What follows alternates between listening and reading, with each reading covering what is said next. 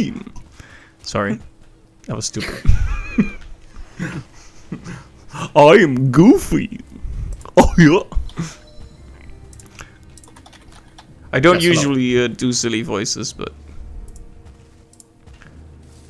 Oh, this is a. To break this rock. But yeah, that is a good question though. What is the plan for this time? Because we're kind of just working on developing ourselves towards beating or fighting at least the third boss, which is we don't actually know what it is yet. I think. Oh yeah. We need to make our way into the swamp because now we have the swamp key. Right. The swamp was to the northwest from our base, right? Yes. Yeah, exactly. So and we encountered Draugr, so we need to be prepared. Yes. Yeah. So we're gonna have to collect. Well, we need to up our armor game, I think. Mm-hmm. So I'm gonna start with making a place for ores and stuff. Yes. Yeah, so today I had a pre-playtest test. Basically, tomorrow we're gonna do a playtest with a certain tool we're developing, game thing. And today we did a quick run through to make sure everything was in its proper place. And is it? There were some things left to change, but nothing game breaking, you know, just little things like, oh, move this a bit, move that a bit. Presentation stuff mostly. And your client was the one judging that? Yeah. Yeah, I will say that I am quite nervous about tomorrow, though. It's like, you know how... Are you still nervous? Oh, I am, tomorrow is the test for real, so yes, I'm very, very nervous. I'm just trying to figure out what reasons you might have for being nervous. Well, it boils down to there being a boatload of last-minute additions. That happened. Basically, I always feel a bit anxious about saying. I mean, it's not like the client is gonna be watching this, but I don't want to sound mean or judgmental. But there were a lot of last-minute additions, so I got the document with all the stuff on Sunday, which is so 4. You basically had Yeah, so 4 days. Like, the final information was here 4 days before the actual literal playtest, you know? Which is very short notice. Yeah. And it's so much that I haven't even... Like, at that point, you can't really do that much in terms of, like, changing stuff or criticizing stuff, right? Because we barely have time as it is to implement this, let alone evaluate much of it. And you know absolutely for sure that the feedback you received needs to be processed before tomorrow? Yeah. But it's pretty... The actual feedback is pretty trivial stuff. That's not what I'm worried about. I'm mostly just worried about all the additions we made and how that's gonna reflect on. Look, we have a playtest with like actual professional manager type people. And that's a bit scary.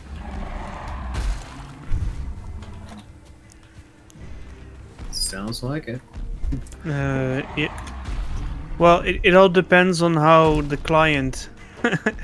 It's strange to talk about the client like this because we both know that person. But it all depends on how that person communicated to those managers what this will be. Right? If this was built as a final product or something that is priced like it, then I can fully understand the nervousness. But if they understand that this is all just a playtest and nothing is final, they should at least understand to some degree that, you know, there's room for improvement. Yeah, that they know that is established, fortunately, or I would be even more nervous. Right. So yeah, it could be worse. I mean, I'm talking so negatively about it. It could just go really well, like the first time. I just, you know me. I'm a nervous wreck by my very nature. Well, But- it has its use, obviously, right? To be Mhm. nervous because it keeps you sharp as well. But, True. You might miss the target, so to speak, if you do it just because it's because you need to perform, for instance. Hmm. Yeah, I think you'll be fine. It all depends on the expectations. Yeah, that's basically it. But you know what the good thing is? Regardless of how it's gonna go, at least tomorrow it'll be done, and that'll be a load off my mind. Do you mean that? I think you're not talking about the project, right? It's more like. Oh Latest no, one. the project will continue, but the test will be over, and there won't be a test for a little while at least. Right. And I'm hoping next time there's one, there will be a bit more time to evaluate the content of it on my end. Mm-hmm. Not that all of it's bad, mind you. That's not like the content of it is bad. It's just that there's so much new, untested stuff that it feels. Yeah, but that's not very. That's very common in software world, right? It's like anytime you add something new, you increase the instability of the product. Mm-hmm. Yeah, so Yep. I get why you get nervous with that. We have the same issue. Yep. But it should hopefully be all good. I died also. Right. I keep getting harassed by a troll while I try to just mine stuff. You can shoot it. I mean, I can, but I would prefer to just avoid it and not do that.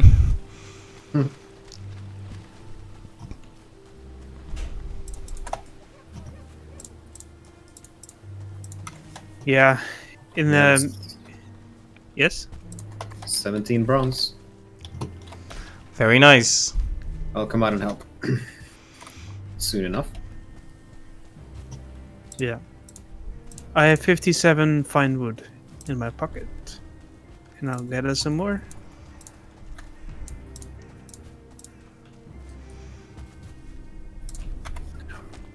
Yeah, in software development, they call this the Mikado principle. I think you know the game, right? Mikado? Yeah, with the like you gotta pull the sticks without moving other sticks, a bit like Jenga, kind of. But it's instead of a tower, it's a pile of sticks. Right. Yeah. Exactly. So I think you get the metaphor as well. Then it's like trying to carefully add stuff without anything else moving. Yep. Yeah, that's very hard to do. And the game we're making at work is also something that is in continuous development. So there is no such thing as making one edition and then waiting patiently for that to be stable and then moving on. That's not how it works. Yeah, the project marches on. Yeah. But yeah, it's just I mean, the nervousness does ensure that I stay focused on it, but it casts such a shadow over everything I do that it is kind of frustrating. Gotta build that confidence. Yeah, but it's never. Yeah. I don't think I'm ever gonna stop being nervous about stuff. It's just kind of in my nature, I guess. No. I don't think so. But I don't know. In everything I've done at work, like I always start out nervous, all that stuff. But once you build confidence or do something enough, then it's not a big deal after a while. Let's see. Right. We're gonna need that copper, and tin. Yep, I'm gathering copper. I'm also going to die again because I forgot to put my armor on. Oh. That's no good. Always remember to put on your armor, kids. Yeah.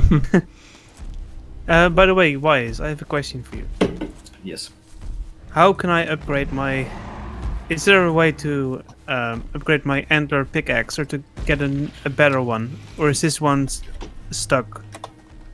I think antler. Don't bother with the antler pickaxe. Just make a just make a bronze pickaxe. But yeah, And- there's an upgrade. yeah. When you go to the forge, there are two tabs. One is called craft, and one is called upgrade. And the upgrade tab lets you upgrade stuff, and that adds a significant amount of durability to the tools. And Mm-hmm. yeah, I mean, we know we're gonna mine a lot of copper and tin for some time now. So I would just say go ahead and make a bronze pickaxe. Then, you know, we're gonna need it. Yeah, Okay. that makes sense. I think you can make like one right now because it requires 10 bronze for some dumb reason. Should we try to all aim for getting one of those? Yes. Yeah. We're Um, gonna be uh, using those for some time. Okay, but do you mind if I grab 10 out of the 17 bronze we have? Yeah, go for it. Because it sounds like a lot. It's an It is a investment. lot. Indeed, you pay a lot up front, but you'll be reaping the rewards later. Or, well, for some time actually. So just go for it. Right. So the bronze pickaxe, right? Yeah, I mean the antler pickaxe it's good to have. The thing is, the antler pickaxe can be repaired at a normal workbench, so you can easily repair it out in the field. Right. So sometimes it's good to keep both on you. Mm-hmm. And I Yeah, need it's the same as the axe itself, right? same as what? It's the bronze axe. It's like it would help to have the stone axe with you as a backup. Sometimes yes. Yep. Also, there along this shoreline there is no tin left. I think we may have to warp up to the other base and then grab whatever is up there. Sounds I'll good. go for copper instead in the meantime. I got. No, I my have. God. I have acquired some copper. I am being chased by a troll. Except he turned the other way. Good. I can relate to this experience.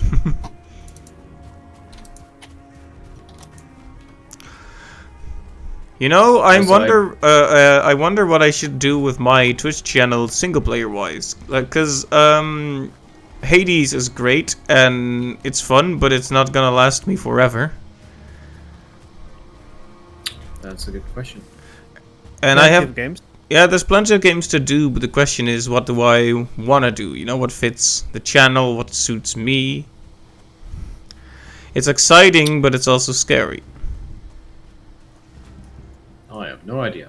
I'm all about the co-op and multiplayer games these days. Like I have so many lined up. Yeah. Mm-hmm. I mean, gonna I walk can past give the you ideas, but ultimately it's about what you want to do, right? Mm-hmm. Yeah, I just gotta spend some time thinking about it as well, cause it's like I don't want to have. Initially, I was like, I don't want to do huge commitments, and then I just did Skyrim. So it's like, I mean, maybe this. It's not about the scale. It's about. I don't know. Ah, there's another troll and he spotted me. It's hard to really decide what the focus should be, because I kind of just play. I've always used my Twitch channel as a way to chill and catch up on the games that I never played as a kid, for example.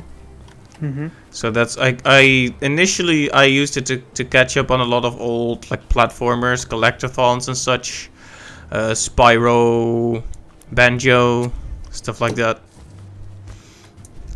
I mean, I can make a case why you should play the Middle Earth games. Middle Earth. Yeah, it's the Warner Brothers games that are now on sale. Ooh, getting some lag spikes. I are those are not the mortar games, right? There's not the stealth ones, or are they? They are. They are the those two, Shadow of War and Shadow of Mortar, except in reverse. Yeah, yeah, those two. Right, Um, right. Because I think that they would be great streaming material because, as you know, the Nemesis system creates lots of interesting moments for you to comment on, and characters will be created that you can relate to on stream, and anyone who's watching can follow you along. So I think if you're all about creating those interesting moments like you have in Skyrim, and creating clips of certain moments, I think this works. This should work great for you. Mm-hmm. Yeah, you know, it's definitely worth at least trying it out. And it's It's not that big of a game. Yeah, you know, But you know what the problem with a game like that, I feel like my lack of patience, which is an admitted character flaw I have, might become trouble. Because you're gonna have I have watched my mother play some of this game, and there's like missions where if you trip an alarm you fail instantly, stuff like that.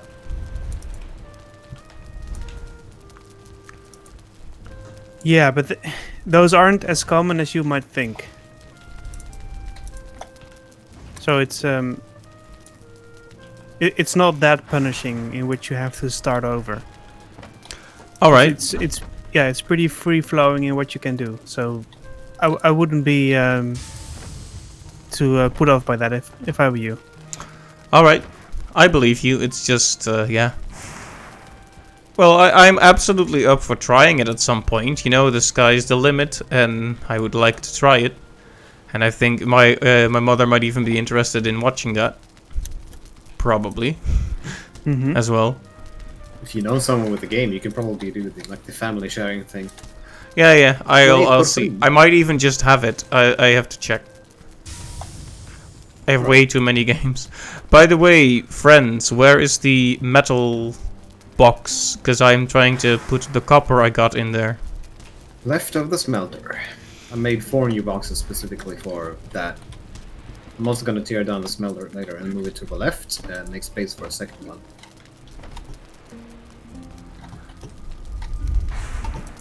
All right. I made 200 arrows. You can find them in the gearbox. It's a second from the workbench in the main house. There we go. I am full on copper. And don't worry, I didn't make the the valuable ones, just the crap arrows. But at least you can hold trolls at a distance if you want to. Yeah, where did you put them? You said I missed exactly which chest you mentioned. It's the second chest from the right of the workbench. I dealt pretty easily with the troll just now by simply I used flint head arrows. And like each arrow did probably a 100 damage. If you hit the head, it does a lot of damage, and I was able to kill it easily.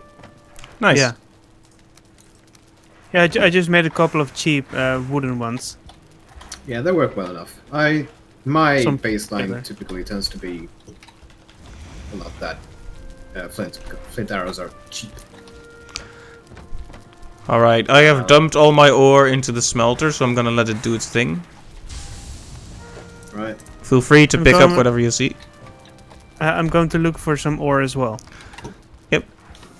Can I only find that in the Black Forest or also in other biomes? Each biome has its own unique materials, including ores. So, copper and tin, that's Black Forest only. And we need those, right? We need those, yes. Yeah, Okay, so that means I need to stay in the Black Forest. Yeah, you're gonna mainly find those copper deposits right here. Yeah, this game has a pretty clear progression system where you move from one biome to the next in order to make the stuff you need to progress. Yep, I'm guessing it'll be prudent to switch our base to the swamp as soon as that area becomes the main focus, because there'll be materials there we need. Maybe. I mean, by that point, we already have a pretty nice boat, so like ores and certain other items cannot be sent through portals. So at some point, you're gonna have to take the boat over and then sail back to the main base and process everything. But plopping down a new boat over there is not that big of a deal because boats are actually surprisingly cheap. The carb, for example, like the biggest cost here is probably the 30 fine wood and 4 bronze, but everything else is just pretty common stuff. Oh yeah.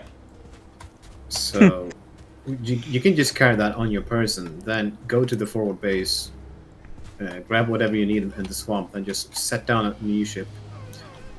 And also, if you feel like you're done with the ship once you reach your destination, if you have like too many here, you can just destroy it. Like destroying a ship drops all of the materials on the ground, so you get everything back. Right. Which is nice. Not a whole lot of games, I feel, do that. You always seem to lose something in the process when you destroy whatever something you built. It makes sense, right? Because it forces you to collect more. Mm-hmm. Yeah, and forces you to plan ahead. Like there's some sort of punishment for. Yeah. Are you looking for a copper deposit, Koekwausen? I am standing right on one, so let's mine it together. Hey. Let's mine it. Let's mine it, brother. Where are you? Alright. I'm coming over. Wij hakken hier door dag en dauw al onze vingers blauw. And other Indeed. Snow White songs, except in Dutch.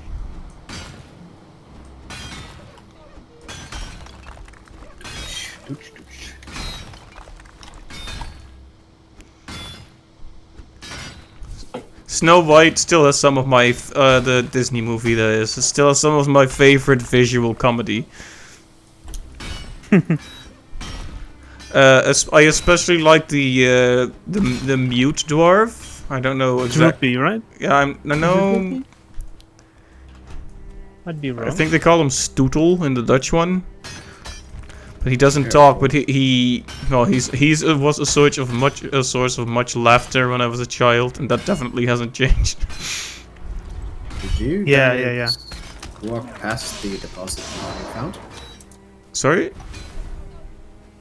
We are at a working deposit. on I am at a deposit too, which is south of you guys.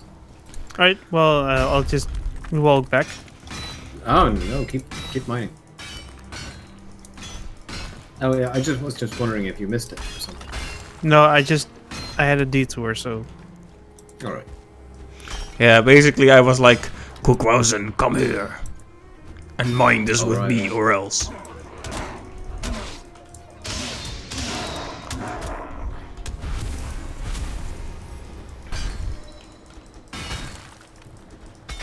There we go. You feel cold. Now it's time for Great Dwarfs.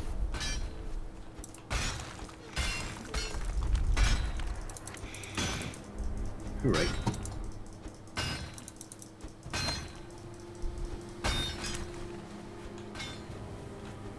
Yeah, there they are.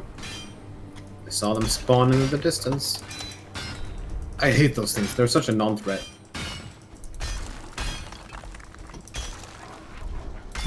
Yeah, and I know exactly why they are here. Because the designers were afraid that you might find the game too easy, and they need something to occupy you with. Yeah, it seems like it.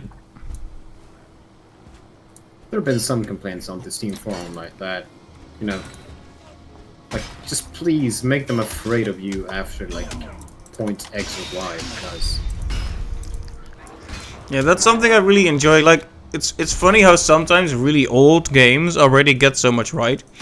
Like Earthbound, right? The RPG. Enemies start to run away from you if you out-level them by a lot. yeah, and it would make a lot of sense. Oh, well, speaking of, one star shaman here or shaman. Can't really deal with that. All right, I'm out On of our way. my durability has run out, so I have to return to base. The knokploeg is coming. Yeah, the knokploeg. The fight club. Wait, what were we just talking about? I completely forgot. I just zoned right out. Sneeuwwitje? No. I don't That's not know. too bad. Maybe Disney movies, yeah? I'm not sure. Darling, comrade.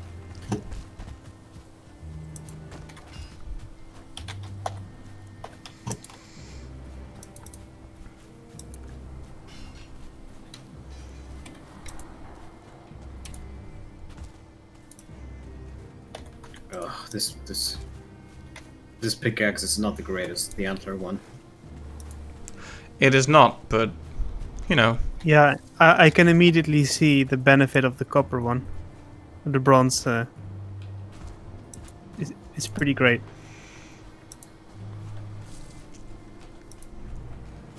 So I'll try to earn my keep.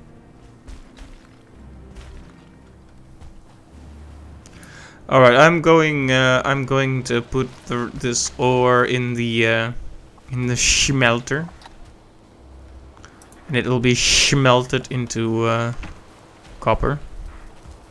Yep.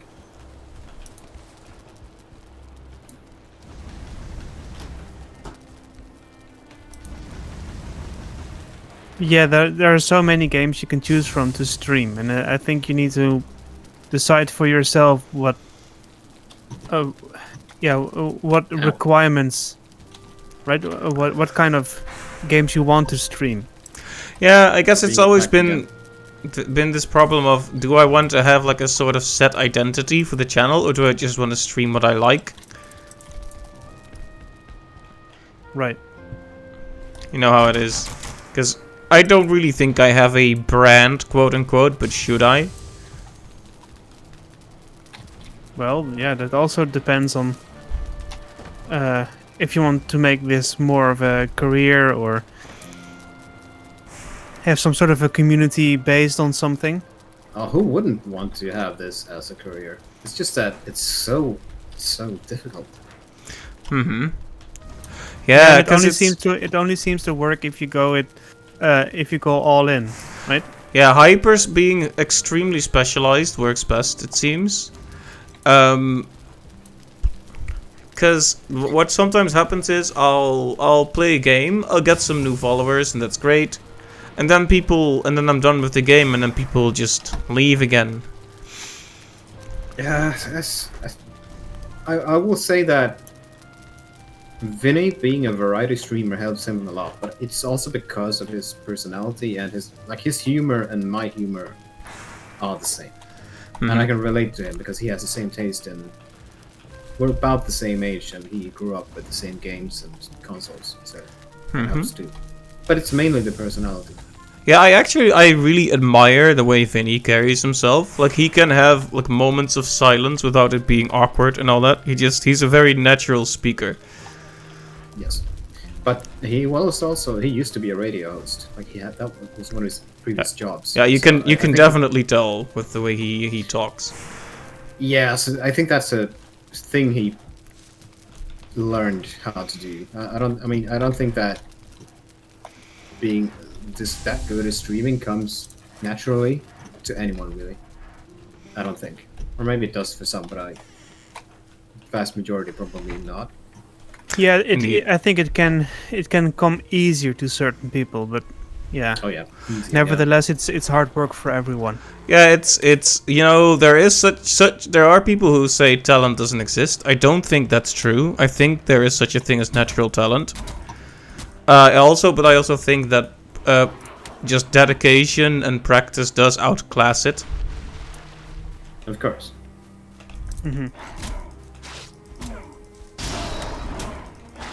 Also, many Right, so- Grey Dwarfs out here. We have 9 more bronze now made. So we have 16 now. Yeah, one I major. have 17 bronze or copper with me, by the way. So All right. But yeah, one thing with Vinny is also he's very funny. I think that helps a lot. That gives him a great mass appeal. Like I'd like to think I have worthwhile things to say about games, but I don't know if I'm necessarily that funny. Should you be? Oh, that's a good question. But that is a great, like, having a good sense of humor, a good sense of comedy is a quick way to get mass appeal. Absolutely. Have you watched his latest corruption stream? You should watch that one. It's one of the best in like recent years. Like the vast majority of, or well, vast majority. I'm going to say half of the corruptions. There are many. Are excellent. Like laugh out loud, funny. And he, I think the Vine clips channel on YouTube probably clipped or made highlights. I think they're up to between 10 to 15 highlights of just that stream alone now because of the. Okay, I'll have to check it out. I'm kind of I'm still catching up on the streams. I was watching his FTL streams recently. Mm-hmm. Yeah, the corruption streams. That's one I never skip. Like as soon as I see a new part, I just immediately pause everything else and go for that because I love these things. Like just in breaking games in general is something I love. And that's kind of something he started. Like that's kind of what used to be the thing for him, right? Maybe, I'm not sure. It's certainly not something I see very often elsewhere. Yeah, I'm pretty sure that's basically his claim to fame is the corruption thing. I'm gonna go out on a food run. I'm gonna collect as much food as I can find. So I'll be back soon, I guess. Is this the swamp? Yep, that's the swamp portal. Yeah, that stream was excellent. Like I don't always like watching corruptions of games that I like don't really care about, I guess, or have played. But these corruptions were mainly in games that I'd never seen before. Oh, hello, Odin, or dark figure in the distance. But these corruptions were excellent, and the dude who made them did a great job. Right. Well, I'll be interested to see it then. I'm sure I'll catch up on it sooner or later. I do enjoy watching those streams while working and such. Yeah.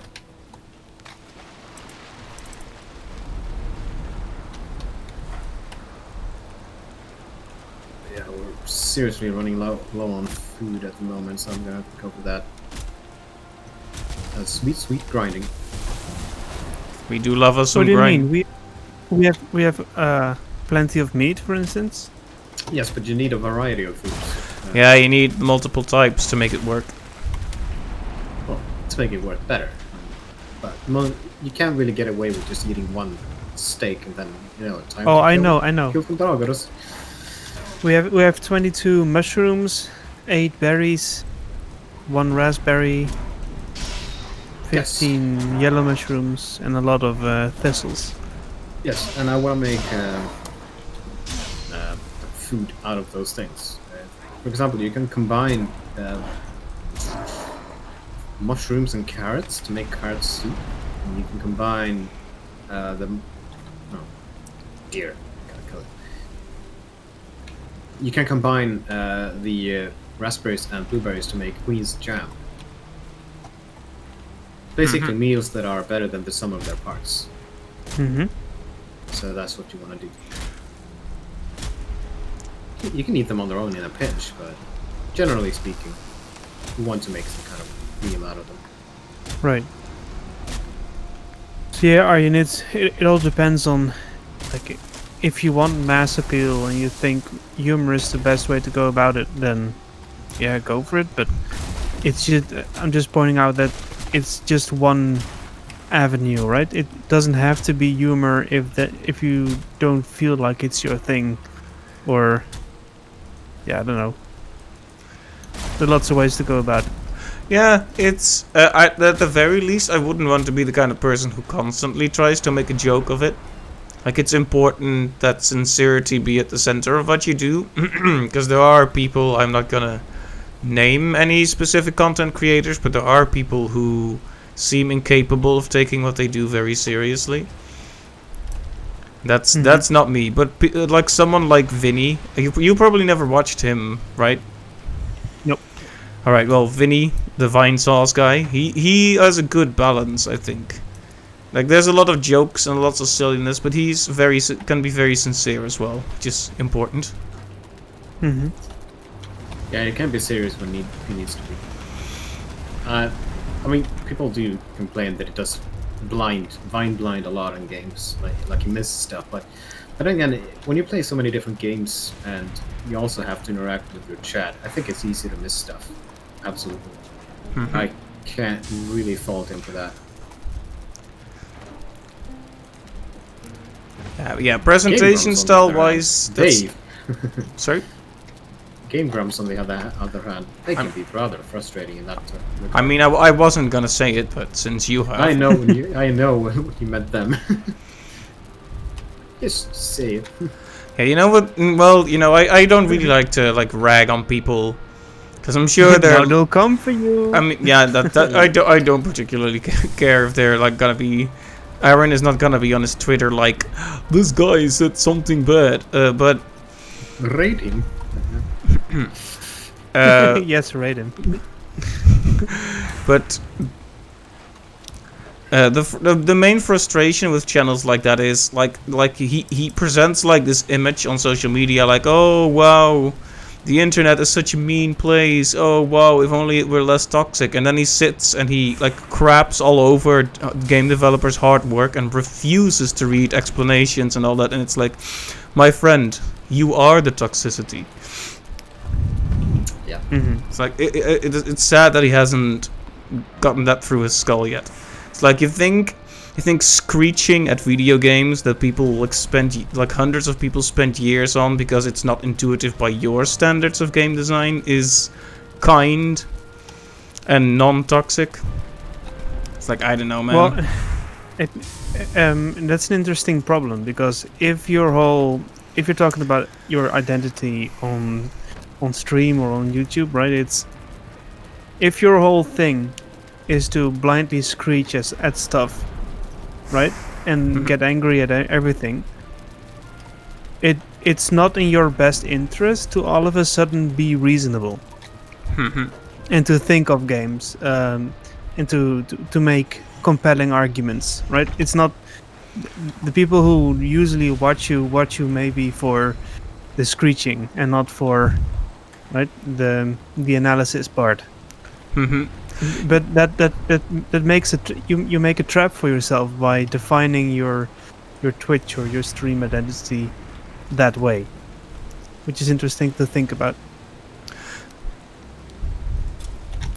Yeah, it's you know, he tried for a while to make like game design related videos, and he completely stopped. And I think a part of his brand is why, like, people can't take someone who proclaims to be passionate about game design and then is like, this game has dared to explain something to me in text, so I will refuse to take it seriously. Like that like clashes very harshly. Yeah.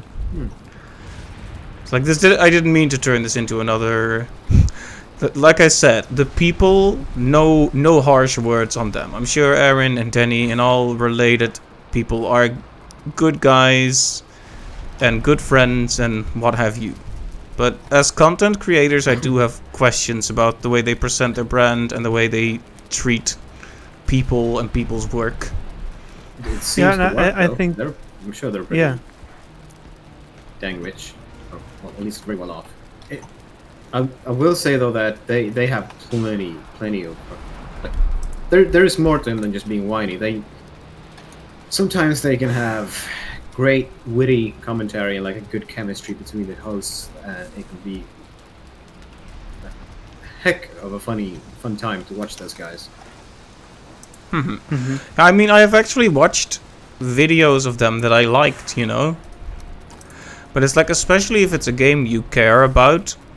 For example, that you think like, hey, I'm interested in watching someone someone insightful play this game, and maybe they won't like it, but they'll give me a new perspective. But I can't expect that there, because a game is not going to get any kind of good faith treatment from them.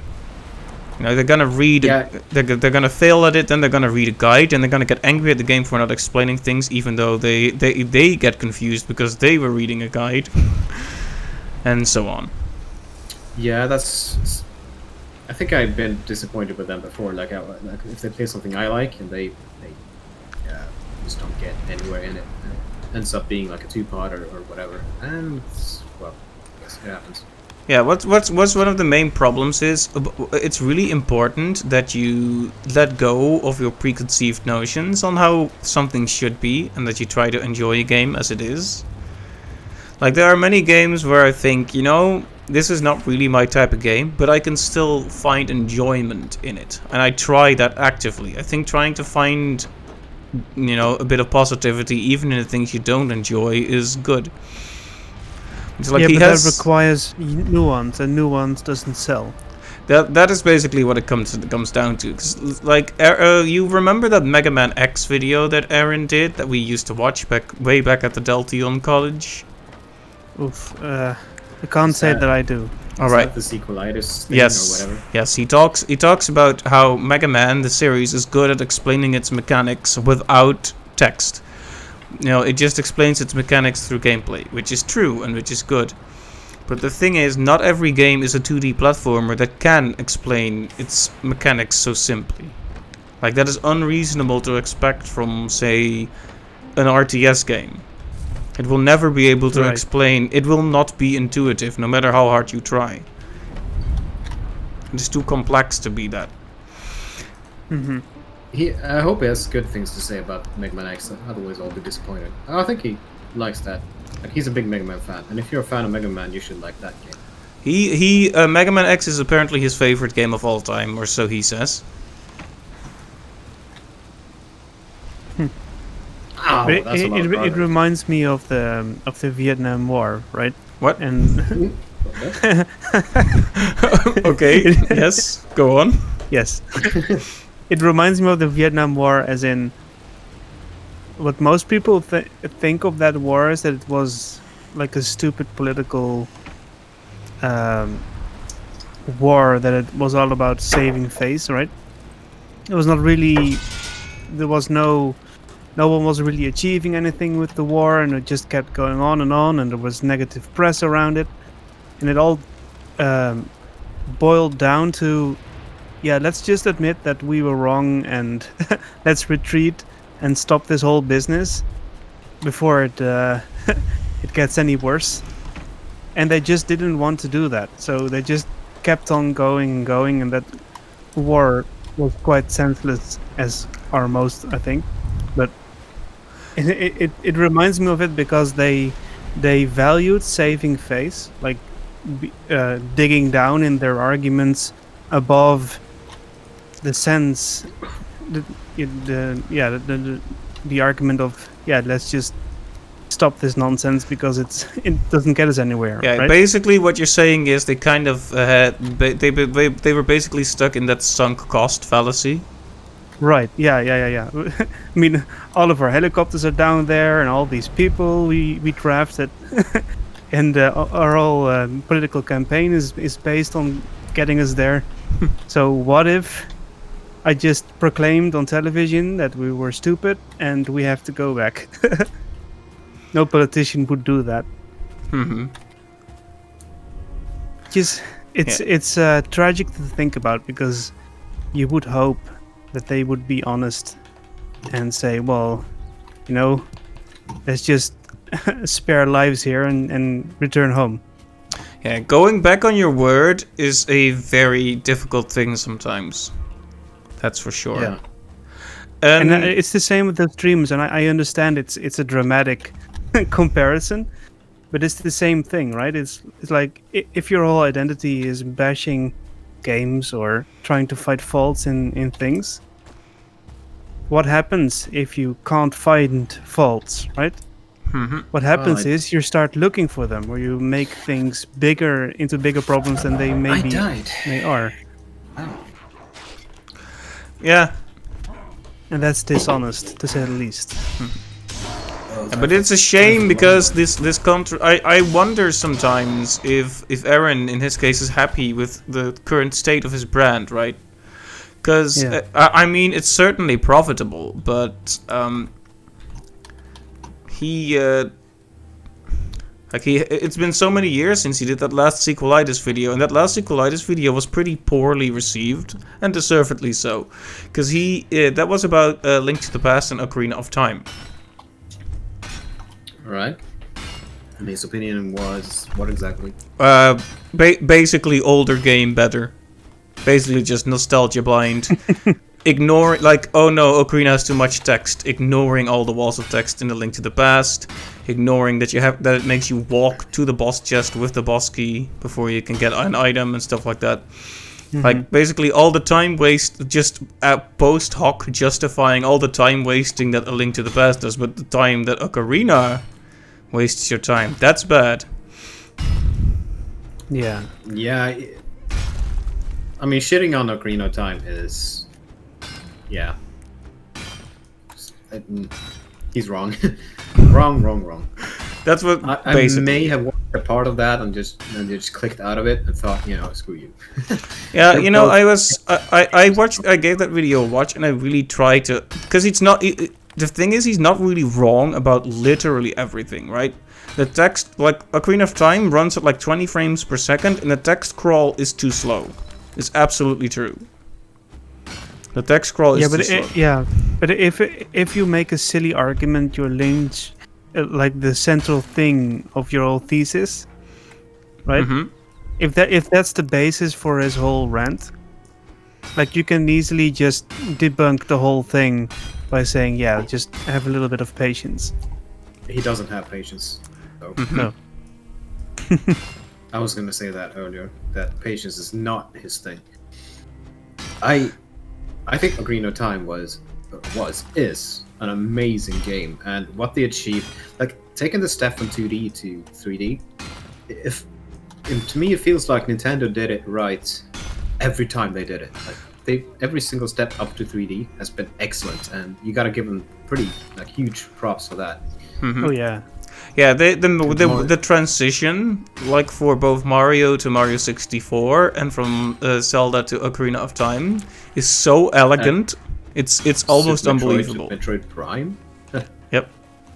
That's probably the best example. Actually, they nailed that. Like they nailed it so hard. I mean, actually, every time these games were released, when I played Mario 64 the first time, I was blown away. When I booted up Ocarina of Time the first time, I was blown away. Same thing with the Metroid Prime, and it's so much harder to do that with a modern game, quotation marks, because as time goes on, the technical advancements just get smaller and smaller and less impressive. But I was still blown away by that one. Yeah, Metroid Prime Nowadays. was discovering those games was just wow. Yeah, it was. Like yeah. I was never really into like first person type games, but that one just won me over. Right. Gotta have my revenge on this dude here who killed me. He should be pretty severely weakened. Yes. Yeah, that's a shame. It's such a shame because it's not like he's completely wrong about everything in Ocarina, right? There are problems. Like the warp, there's a unique song to warp to each location. So the way you fast travel is you have to grab your Ocarina and then you have to play like a 6-7 note song, and each location has a different one. It's like, yeah, okay, it's stylish, but it does sacrifice some function for form, right? Because it is really cool that each location has its own jingle and that you can play it to warp there. But why not? It does slow down the game a bit. Yeah. Yeah, it's one of those things. Like Ocarina of Time has a lot of flair, but sometimes it sacrifices some time too, like the chest opening animations and such. But I never really minded that because the anticipation of finding that item is kind of a reward. Like the game playing a little jingle and he opens the chest and you're like, ooh, what did I find? And then it's a cool new item or 200 rupees or a map of the dungeon. And It's great. Yeah, Right. the thrill of discovery was very much alive and well back then, as a little kid. Like just every single big chest in a new dungeon or new whatever was like a Christmas really. Hmm.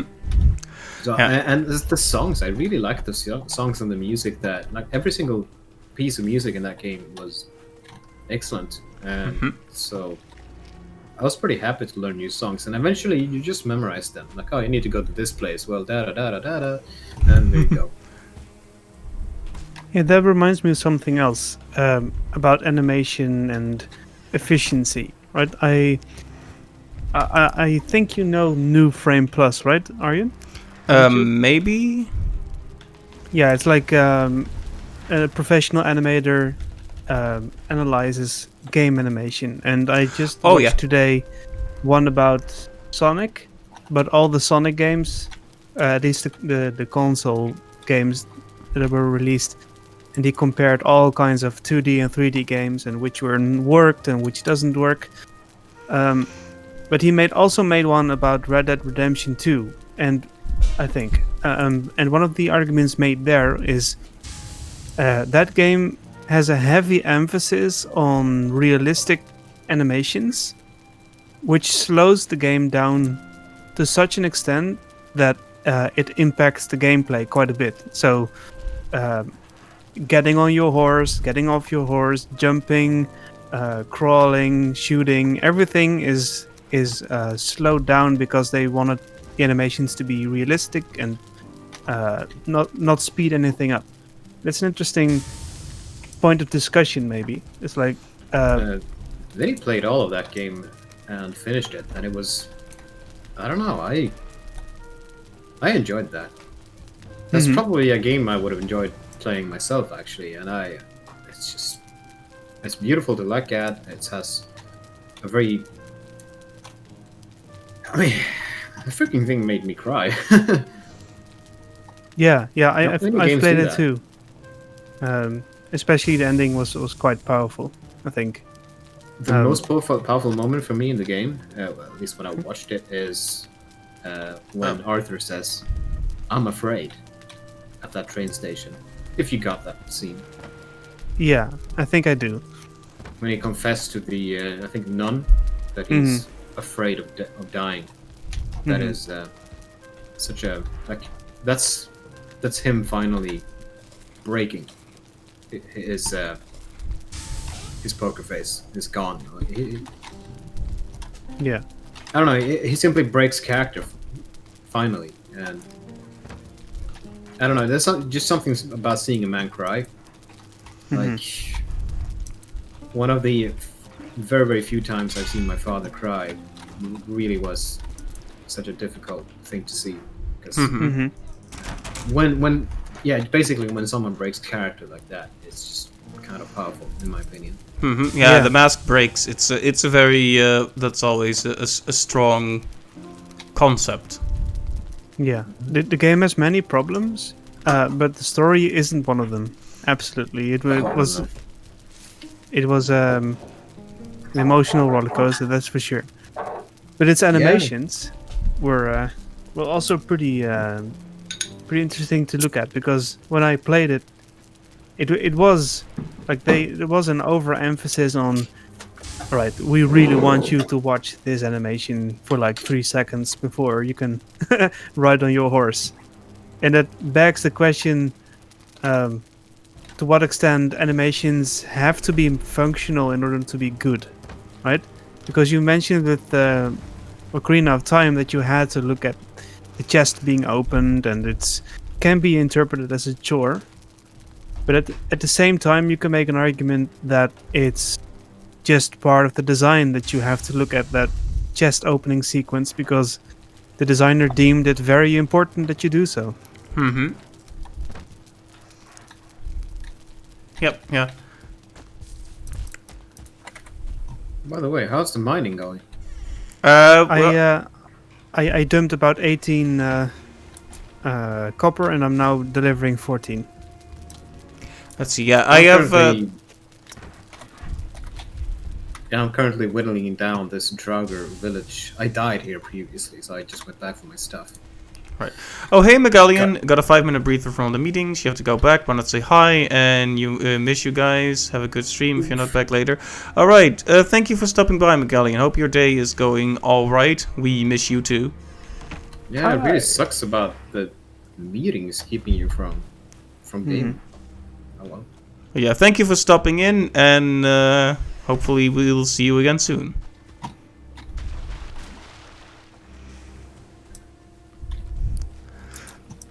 Danger.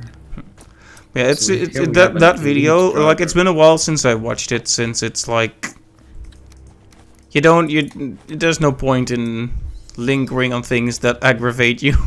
But at the same time, I was like, there's so many points in there that I'm thinking like, how could you come to this conclusion? Like, for example, he complains that the game gets too complex. He cites, for example, the Z targeting system.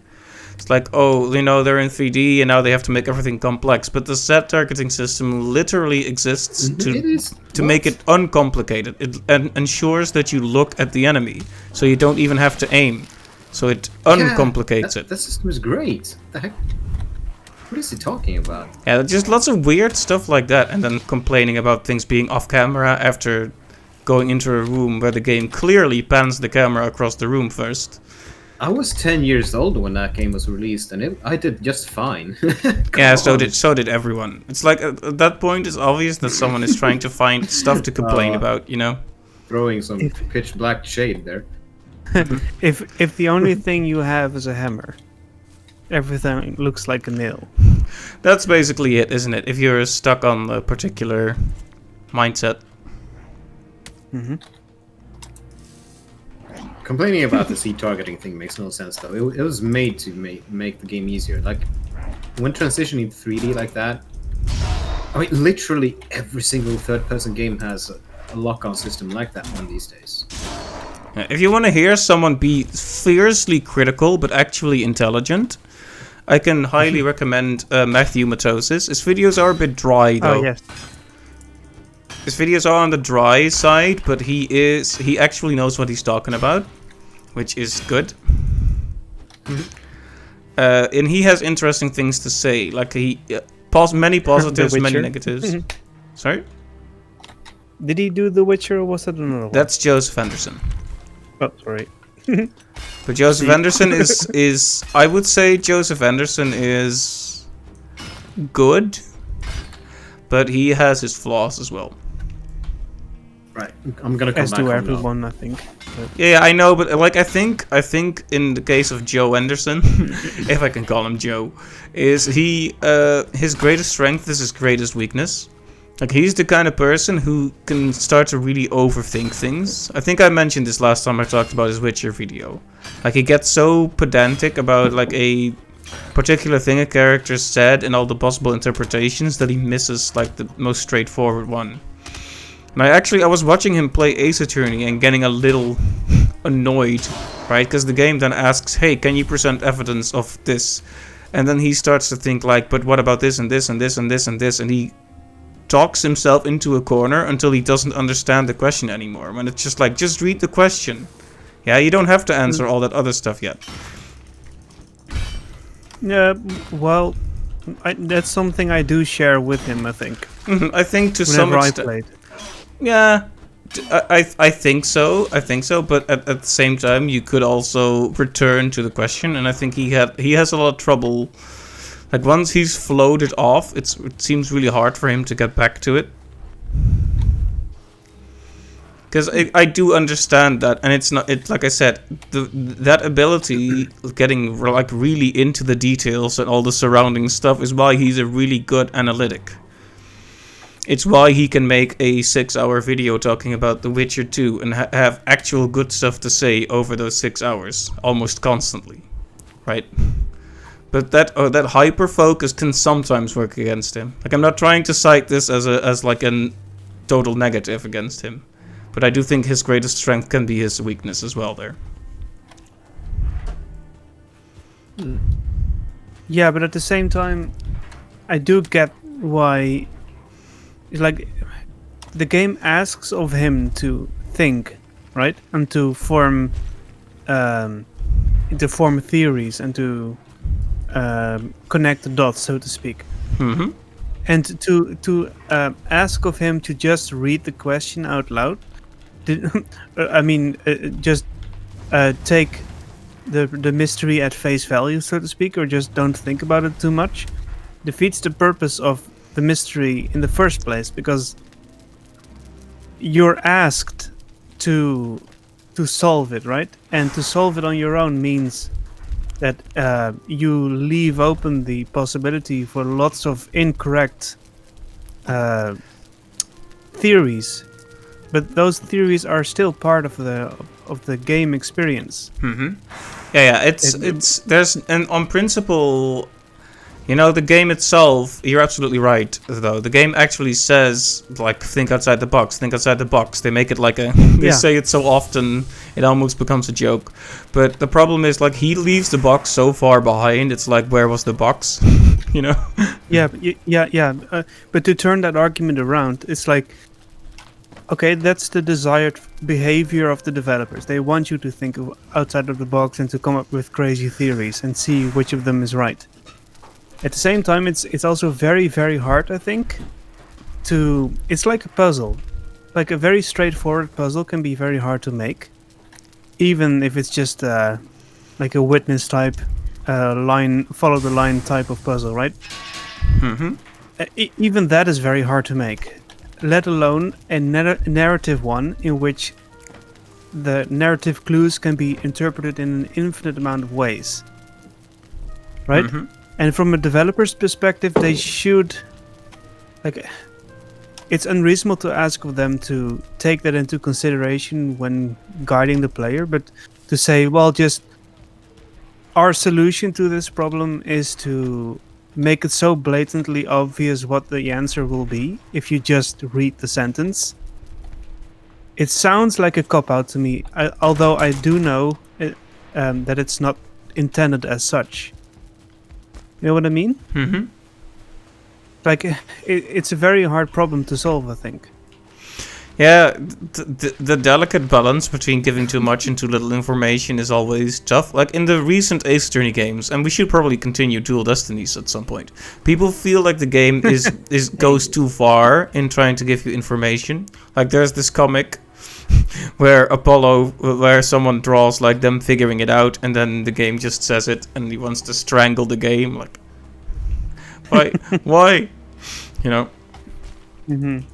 So yeah, it's a delicate balance, and maybe the earlier games lean too much on letting you kind of go about your business, figuring things out on your own, and the new ones are too hand-holdy comparatively. Yeah, that you can definitely tell that the question you're presenting about how much to give the player, that they Super have some hard. trouble. Yeah, they have trouble answering that. Yeah. Like, try to come up with a compelling detective story without player interaction. Even that is super difficult to make, like a compelling murder mystery. Let alone having a player with all kinds of crazy theories and evidence that you can find at certain, like in a non-linear fashion, or some evidence points you won't even find in some games. So it's a very hard question to answer that. Yeah. I saw, interestingly, I saw recently, a while ago, I saw someone play the Ace Attorney games, but in a way that I would definitely consider wrong. Like, generally, I like to let people play their way, but this guy was literally just following a guide. And it's like he got, and then he got annoyed at leaps of logic, but it's like the game, as you say, the game assumes that you look at the court record and at this evidence, and that you think about like the descriptions and how they relate to each other, and then when you figure it out, there's like this moment between you and the game, and then you just present the evidence. It can feel like a way greater leap of logic if you do it by a guide instead of figuring it out yourself. Well, yeah, it's like playing a 2D Mario with no clip on. Yeah. And then flying up to an obstacle and then criticizing the obstacle for being too obtuse or hard to notice, right? Yeah. Why would you play those games with a guide? because he Why would you I play guess any game with a guide. I guess he liked the narrative or something, but then he started complaining a lot about the narrative. So it's like, why are you doing this to yourself, my man? Why? So he plays it for the plot? Yeah, I mean, in terms of Ace Attorney, I guess it's valid to play it for the plot, but there's the plot expects you to be involved, like to read things in the court record. Like there might be a small detail. The games love having this point at the end of the trial, where a piece of evidence that you got near the start that hasn't been brought up suddenly becomes relevant because of some detail about it. You know, a passport that proves the victim was in a different time zone, for example, and that's why their clock was in a different time. Stuff like that. Little details that you can read and that don't make sense if you just, oh yeah, I'm presenting the password and it's correct, but I don't understand why because I didn't bother to read about it. I just looked it up in a guide. But if you just look up everything in a guide, then don't you lose like all context? Yes, that is Absolutely. basically the problem. He didn't have the context, so some of the moments in the cases he thought were really stupid. And then of course you have the 3-year-olds in the chat chiming in like, yeah, you're stupid. It's like, but like, who is stupid here? You had to look this up in a guide instead of figuring it out like a normal person. Yeah, you just play the game. Come on. But I anyway, do tend to use guides whenever I'm playing a very big, grindy type game in which I need to do a certain side quest, and the prerequisites for completing it is so vague. I'm like, I can't be bothered to spend 4 hours on this side quest when it should be done in 10 minutes or something. yeah, but that makes sense No. because the side quests doesn't revolve around being good at the main gameplay loop. It often revolves around collecting 10 of one object or finding a random NPC standing around or something. Yeah. So that makes sense. I can sometimes look up a guide if there's something you need to do, like something extremely specific that you need to do in order to reach a certain outcome, and it's like super easy to miss. Yeah, sometimes when there's a puzzle and I'm 100% sure that I have the right solution, but the game won't let me do it that way, I sometimes look up a guide, like, okay, now I want to see. Because oftentimes it's true and there's something going wrong with the controls or whatever.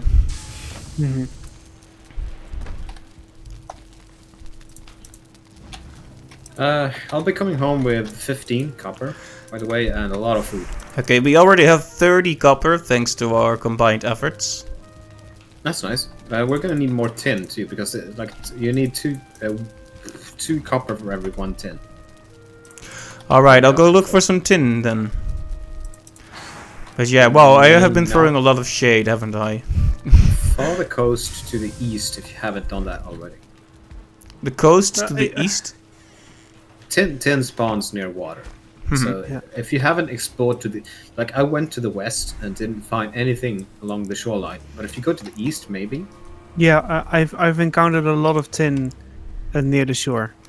I was looking for flint in the wrong biome. GG. All right. So We do have meadows at the northernmost base, the forward base. yeah, I know. But before I knew you could find flint only in the meadow, I was Oh, right, looking right. for flint in the Black Forest. I'm out of arrow. I am indeed Just out one. of arrow. You ever get that feeling when you're out of arrow? I'm not out of spear though. Haha. My spear can be tossed. But yeah, it is Lord. interesting because I think there's times when it makes sense to use a guide, like if you have to find like one random NPC standing around somewhere. It's like, yeah, okay. This is not. I played this game for the gameplay loop, not to arbitrarily run into an NPC standing around this corner. You know, but in a linear narrative game that's about figuring out the case, it does feel very self-defeating to look up the details of the case like that. Like, of course, if you get stuck at some point, there's absolutely no shame in having a quick glance at a guide, but like literally playing through the whole thing with the guide open, that Hey, seems you- like... Sorry? How are you? Captain, how are you doing on food? I have no. I have some. I have 3 sausages on me, 2 queen's jam, and still that cooked Iox meat. Oh, Uh, okay. You're doing well then. I'm gonna put some more food in this thing. But here. I don't dare to use that because it's good stuff, and I don't. Yeah. Oh, you mean the lox meat? Yeah, I would probably save that for extraordinary situations. Mm-hmm. Yeah, I went off and collected more. I made 20 more Oh. sausages just now. Wow. I'm gonna look. That's what I did in the Draugr base. You need to kill the Draugrs to get their entrails, and you make sausages with that. Ah. Hey, Never yummy. tell how the sausage is made. Yeah, that's disgusting. Yeah, this is human sausage or like lost human sausage. I don't know. A Draugr is like reincarnated dead Vikings or something. I'm not sure. I think they are. Yeah. They they're are one a the type of first undead. things- They're one of the first things you encounter in Skyrim. Yep.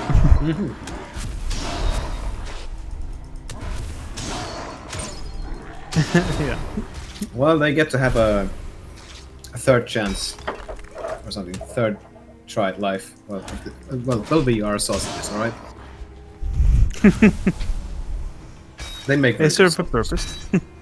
They do. They do. Sausages are good. Kind of a I tragic gotta see if I fate. I'm gonna see if I can make a certain type of mead now, seeing that I have some advanced. Oh, we can make. Oh man, we can make. All right, we can make that. Great. I'm gonna make a certain type of mead we can use in the swamp later on. I would like a hamburger, please, with fries. Yeah. Can I get that? Can I get a big tasty menu with a chocolate shake and a large Oh, fries? yeah, I'm gonna go. Yeah, I'm gonna go head off to the plains and get you like a nice marbled lox steak. Grind that into a burger. Yeah, can I have a toy with that meal? I want a Happy Meal toy. Yeah, out of the lox pelt, we can probably make like make you a lox, like a plushie. Nice. Let's see, what do we need for this one? We need coal, thistle, honey, necktail. It's a very odd combination of stuff. Do we have any coal in a chest somewhere? I'm guessing we don't. I'm bringing a lot of tin back in a bit. Oh wow, we have a lot of copper now. Yep. Wow, right. Yep. Cap and I have been working hard. You're welcome. 108 copper. You're welcome. If you bring good like song. if you bring another half stack of tin or just one stack of 30, then we can turn all of this into bronze. Let's see. I have 23 right now. I'll look for a bit more. Yeah, we should be able to make armor for all of us and just head into the swamp, I believe. Swamp is a really tough place. Like, when me and my friends first approached the swamp, actually, I was the first one to discover a swamp, and then I ventured into it alone. Once, twice, 3 times. I think I died like several times just trying to take the first few steps into it. And eventually I was joined by a friend who helped out. Still died. That's the part of the story you shouldn't share. Yeah. Very tragic. Let's see. Oh man, you need a lot of honey for this. I need to make more beehives. We only have 2. We need more. No, we have 3. Wow. Yeah, but Tin. discussions like these, Aryan, are the ones I miss on our train rides. Yeah, those really were the days, weren't they? When we could just talk endlessly about games and the context and situation around them and art in general. I bet those Dachis Mensa were getting tired of us pretty soon. Yeah, well, that's fine. They had the gall to be in our turf, so they had better listen to us talk about games for a few hours. That's true. It's like, you chose this path. Yes. No one asked them to be there. Indeed. They wanted to go to Madurodam. Yeah.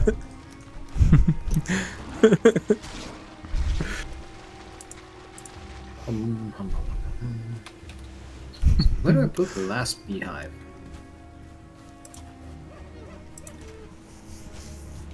Oh, Oh, I have so much tin. I could make a You new Tin dating Man? app called Tinder. Maybe I should call you Tintin. Hey. Du-du-du. Du-du-du-du. Oh, that Spielberg movie was so fun. Yeah, great. It was great. I'm still amazed that it even happened. It is pretty surprising, and it is a shame that we've never heard of it since Peter Jackson was supposed to make the next one, and he got stuck not making The Hobbit and then making The Hobbit after all, and then stretching it out across. Okay, I'm gonna stop throwing shade at people. I'm sorry. It's like, oh, Why? so someone else comes up to complain about. No, it's fine. I'll stop. I'll stop being so negative. But Yeah. why though? Because you I gotta mean, be. it's not necessarily negative. I mean, you care. I care, Yeah. but it's like I was about to launch into another rant about a Peter Jackson.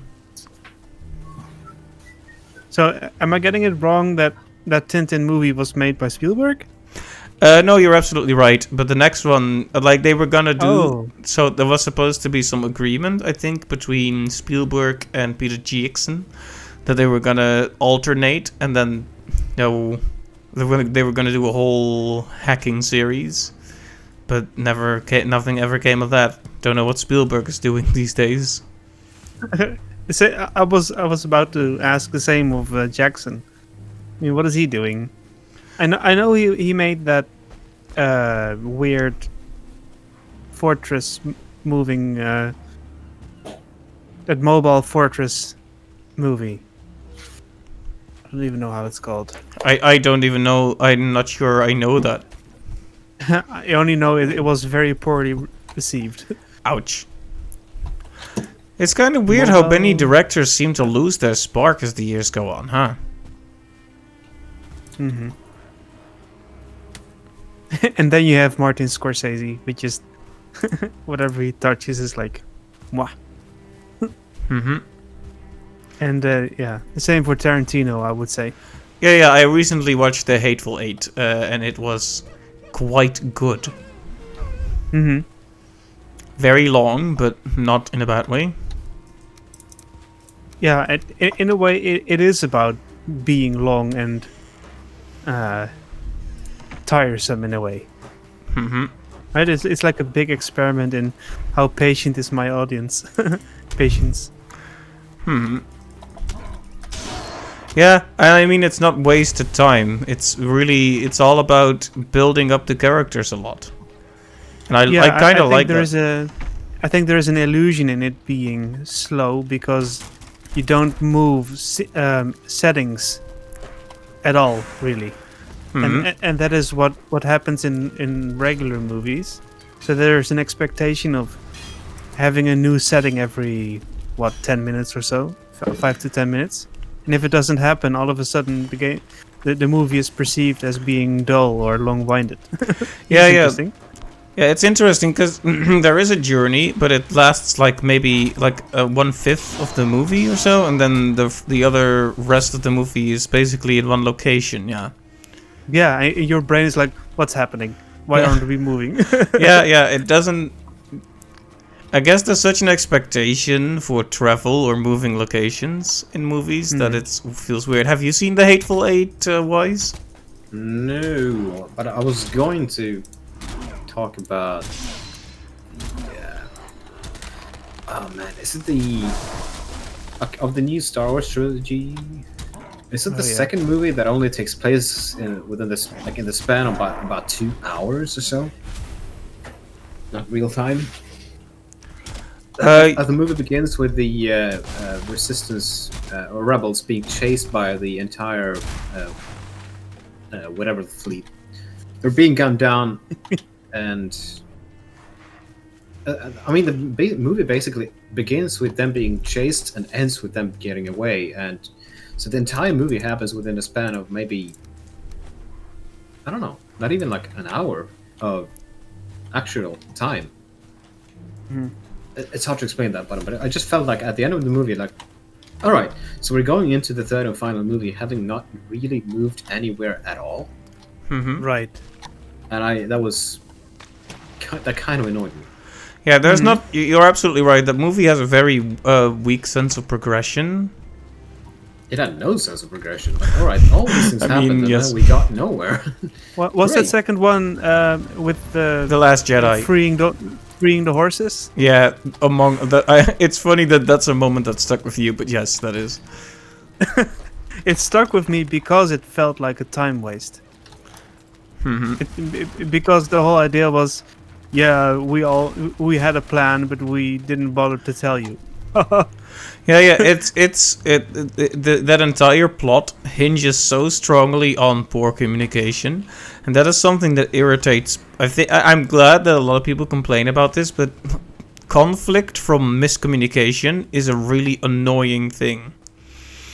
It's like so many movies do that. Like, oh, the character was listening to the other character and they misheard something or they heard something out of context and now they're angry. This because it's such an easy conflict to set up and resolve, right? Just at the end of the movie, you just tell them, "Oh, but this is actually what I meant or said. This was actually the plan," and then you solve the conflict. It's like it's so cheap. Wise, why are you demolishing our house? I want to I want to build a second one of these things. Build a snowman. Frozen. Frozen is another. I mean, it's the shade parade today. But no, Frozen is not a bad movie. I will open by saying that Frozen is not a bad movie. It is a bad movie. What? It is a bad movie, though. I mean, Let me rephrase. I think it is a bad movie. Okay. I have not seen these movies. you haven't seen Frozen? No. That's kind of a surprise, considering how big it was. Let it go, and all that. Can't hold it back anymore. Yeah. Just when I look at it, it just my reaction is like, eh. That's all. Alright, well, the movie commits a few sins. That's definitely true. For one, it has the typical really bad plot twist villain. I'm not gonna tell you exactly who and what, but that's something that a lot of Disney movies try and fail to do properly. It's the reindeer. Yeah, it was the reindeer, clearly. Palpatine's behind it all.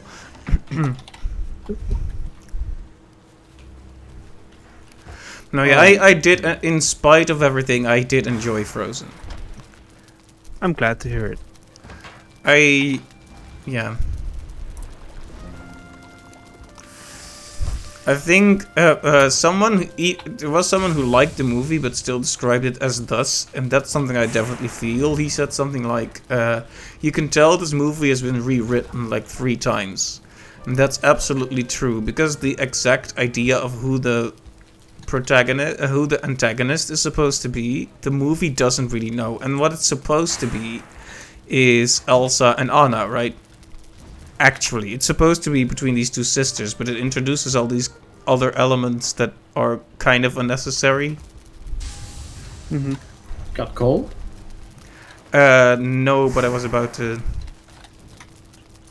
try and make some. Right. I'm coming back with 30 tin.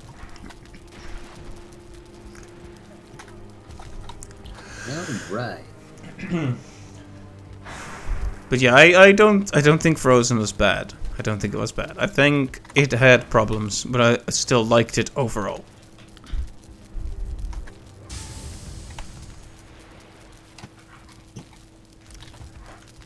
So, for whatever reason, I'm not able to make another one of these smelter thingies in the base at the moment.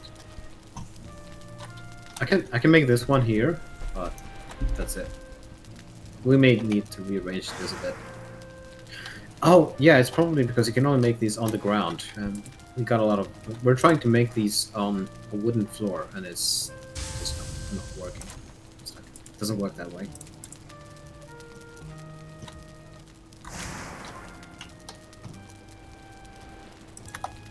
Running pretty low on regular wood here. But to be fair, what annoys me about Frozen is not something that is particular to Frozen, but more particular to Disney movies in general versus Pixar.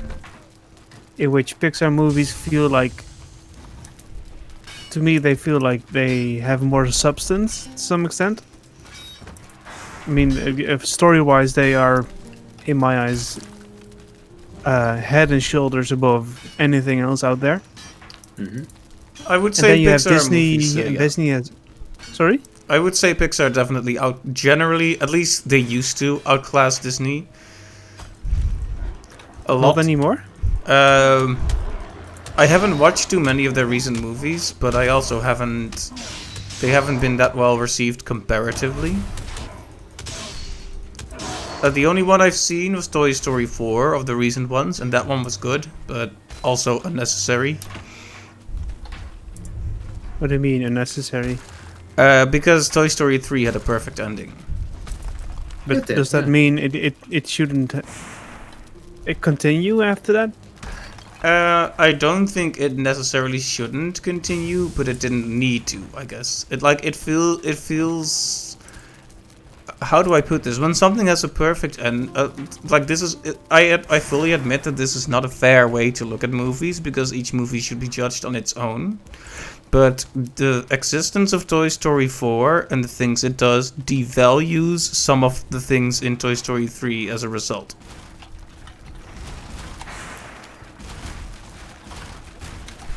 I admit that is a completely an emotional feelings thing and not an objective assessment or anything. But when you close off a story in this sort of way, then you continue it. I don't know, it doesn't really sit well with me personally. But it was an excellent movie regardless though, so. Yeah, I typically don't watch them with the expectation of it being a continued story, even though they made that reference clearly by calling it Toy Story 4, right? Yeah. It's like it implies an iteration, a sequel. Mm-hmm. Even though maybe, yeah, like, what should they have done? Just call it something else? Like, Toy Story...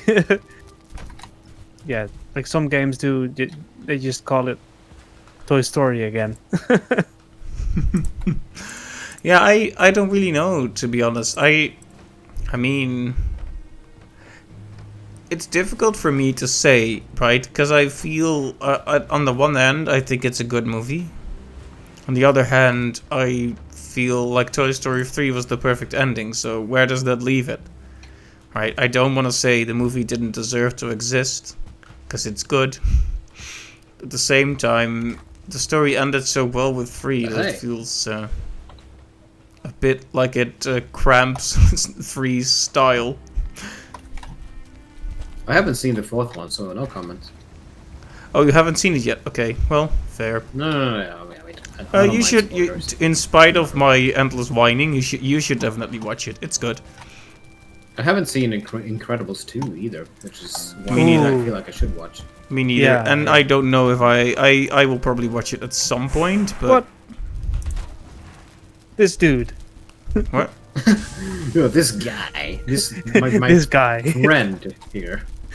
My he's like, I don't know if I should watch it. What do you mean? Well, Incredibles is Don't the be same... silly. Okay, Incredibles has the same problem. It ends in a way that I feel a sequel would kind of devalue it. What do I you think mean? it's also the type of movie where a sequel could pretty easily be made because there's endless potential for that sort of. That is true. Yeah. That is true. I am less offended by the idea of Incredibles 2 than Toy Story 4. Nonetheless, I'm not sure if I'm interested. I mean, I'm obviously being hyperbolic there, right? I'm not offended by the existence of this movie. You're obviously high, or you were saying? What? Kind of Excuse. sounded you were like going in that direction. Hyperbolic. Yeah. I'm obviously high. No, no. Right. We now have two systems. I'm Now high there are on two of them. negativity. That's what I am.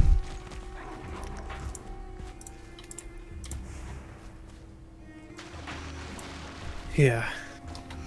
But no, I'll probably watch it someday. But I have trouble watching stuff in general. Just sitting down and watching Same. it. Yeah, same.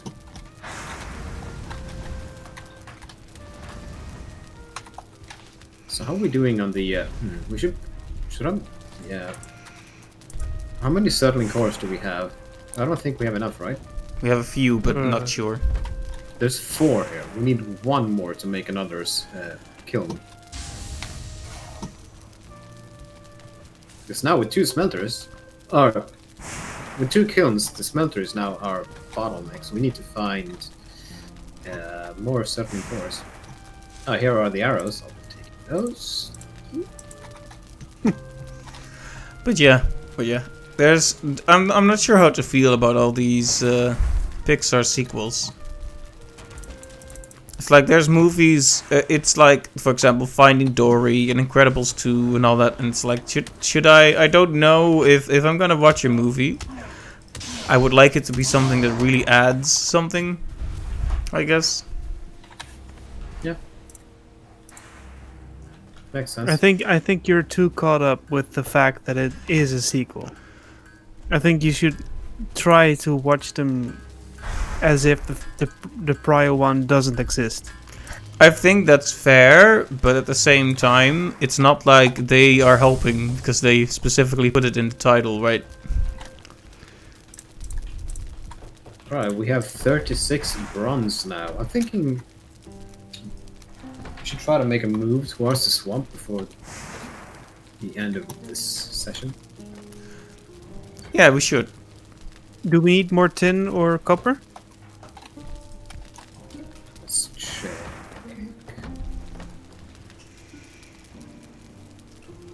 We have 1 copper, 2 tin, but we also have 60 tin and 108 copper ready to go in the raw materials chest. So yeah, our smelter is the bottleneck right now.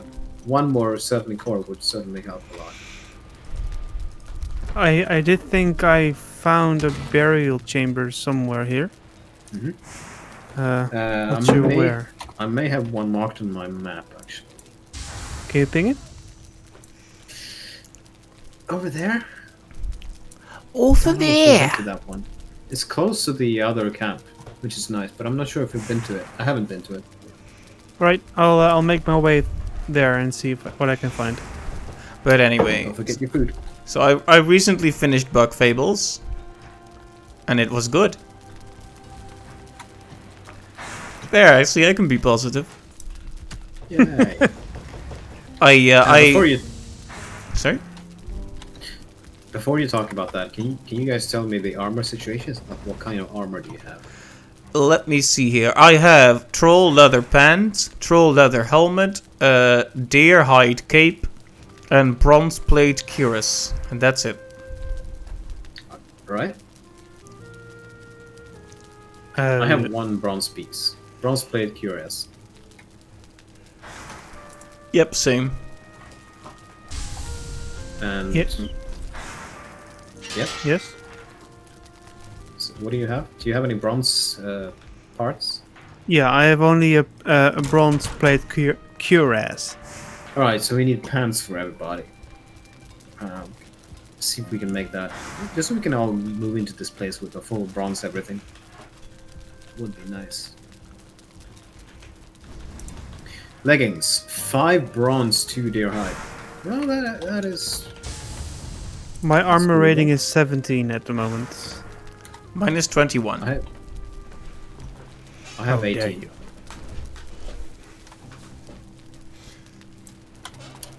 Right, I'm gonna grab all the bronze and see where where we can be.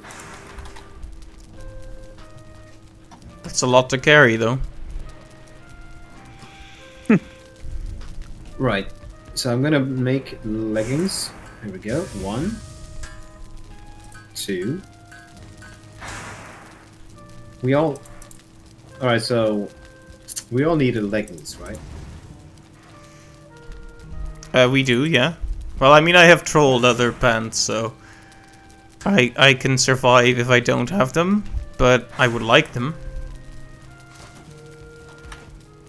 You're gonna have a pair. Thank you, thank you, thank you. I am the bronzest man who ever bronzed. Right. So bronze helmet is. Oh wow, yeah, bronze helmet is a pretty substantial upgrade over the leather helmet. It gives 8 armor, and the leather helmet gives 2. So I'm thinking we're gonna make 3 helmets, and then we have the full set. Yeah, I'll do that.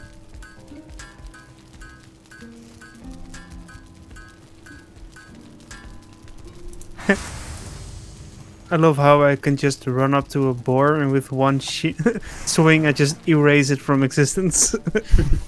And Yep. plop, the boar is gone. There we go. Thank you. So now- What should I do with the troll stuff? Because that's decent armor that doesn't... is less relevant now unless we want to be quick. I guess I'll put it in this empty chest for safekeeping. Yeah. Where would I put this armor though? There's one more bronze helmet here that a captain needs to pick up, and pants. So I'll put it in this chest to the left here. I can make. What else can I make? Nothing apparently. This helmet has made me bald, apparently. I mean, we have tons of tin and copper, so we should be able to make everything. But sadly, the smelter is the bottleneck right now. So we do need another smelter. Honestly, I'd say stuff it with ore and let's head over to the swamp already. Sure. Although I highly recommend we wait for the fermenter to finish fermenting the mead. Yeah, sure.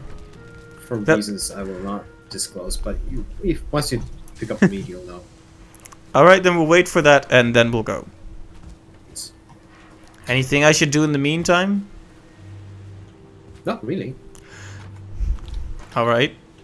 Build, organize, whatever. How about our carrots?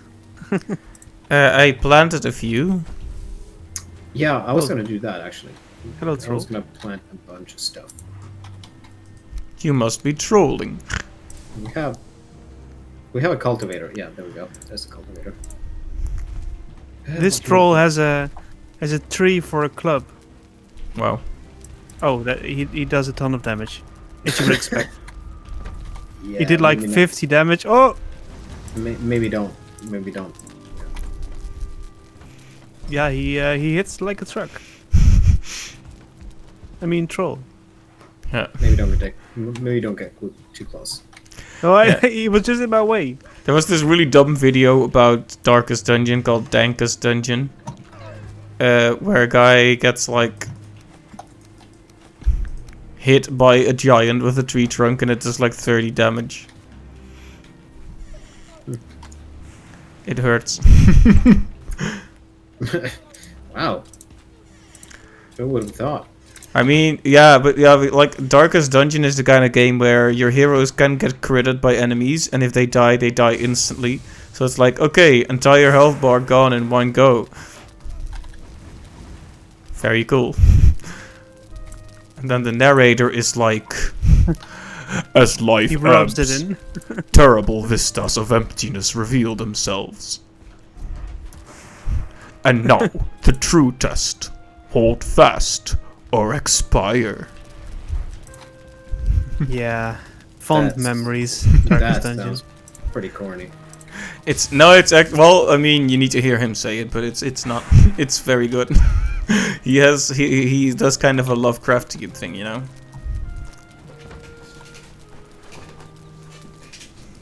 That would also be a perfect game to stream. I know you've played it to death already, but if you haven't, that will be a perfect thing. I've streamed Darkest Dungeon a couple of times, but just with mods, like it was like a mod showcase. Like, oh hey, someone modded a cute girl into the game. Yes. This does not break immersion at all. No, it's in fact it's a perfect fit. Then Wayne June can be like, impressive. I don't think you're doing him justice.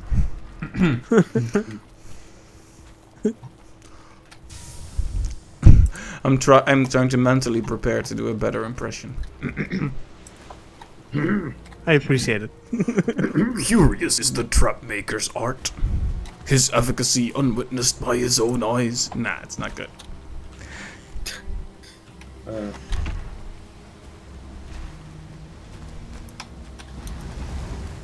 Why don't we have any lag on the server? Sometimes if you have a laggy server and you just mash the E button to put wood into the kiln, sometimes you can go over the 25 limit. Wait, are you asking for lag? Sometimes, yeah.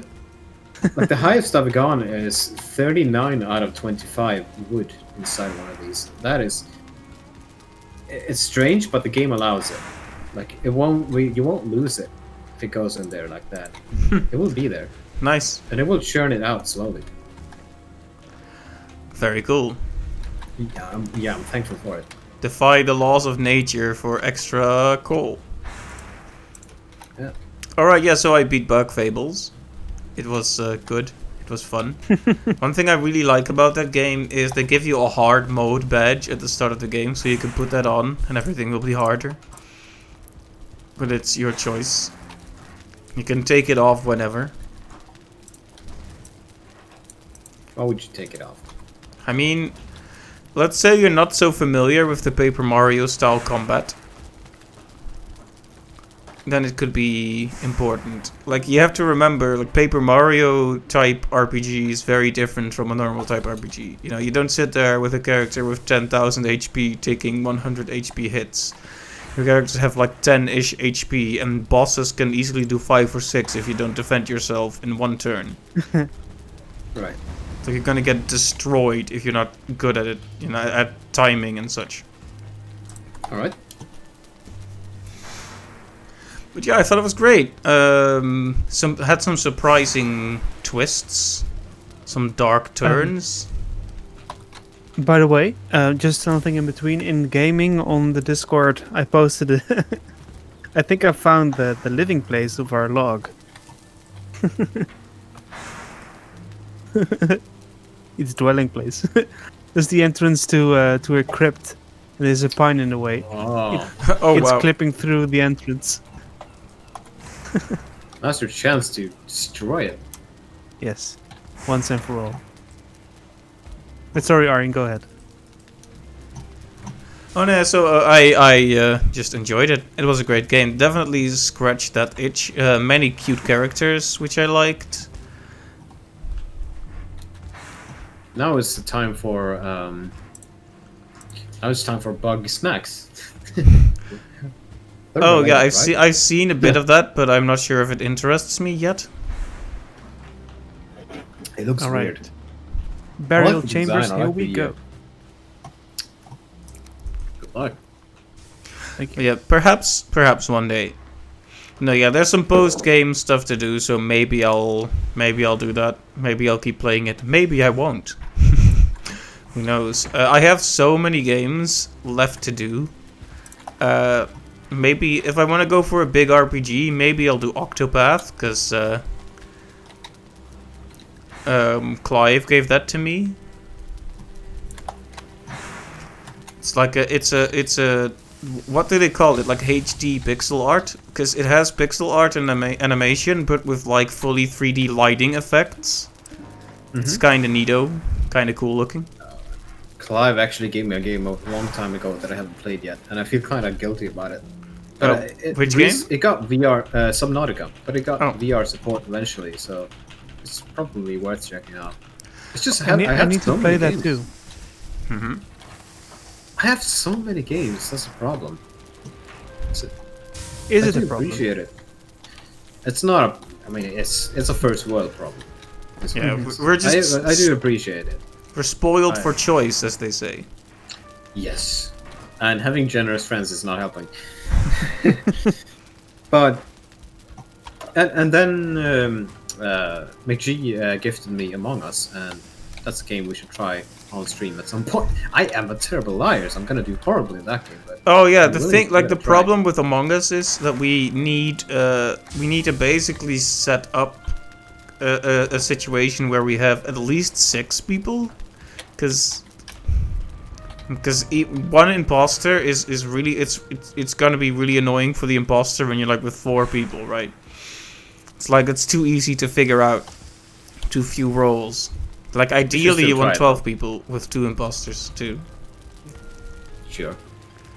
But yeah, I I still would. try it though with 4. Yeah, but if we can get more people together, that would be great. Of course. I mean, we could probably bring Back to Murder, or Jesper, as he's known in some circles, around at some point. We haven't really played with him since the Phasmophobia craze. Oh yeah. Phasmophobia has received several updates since last time. I don't know if they're content updates. I think they've been mostly balance changes. Like the thermometer is supposedly a lot weaker now, so it's not like the beyond. Oh, there's a all- ghost. How should I? It's a ghost. Yeah, there's a ghost. We're just talking about What? Phasmophobia, and now you're encountering ghosts. Can't be Yeah, coincidence. it's like a blue cloud with a red. Yeah, you can attack Shoot it. them. You can attack them like Arrow. any enemy.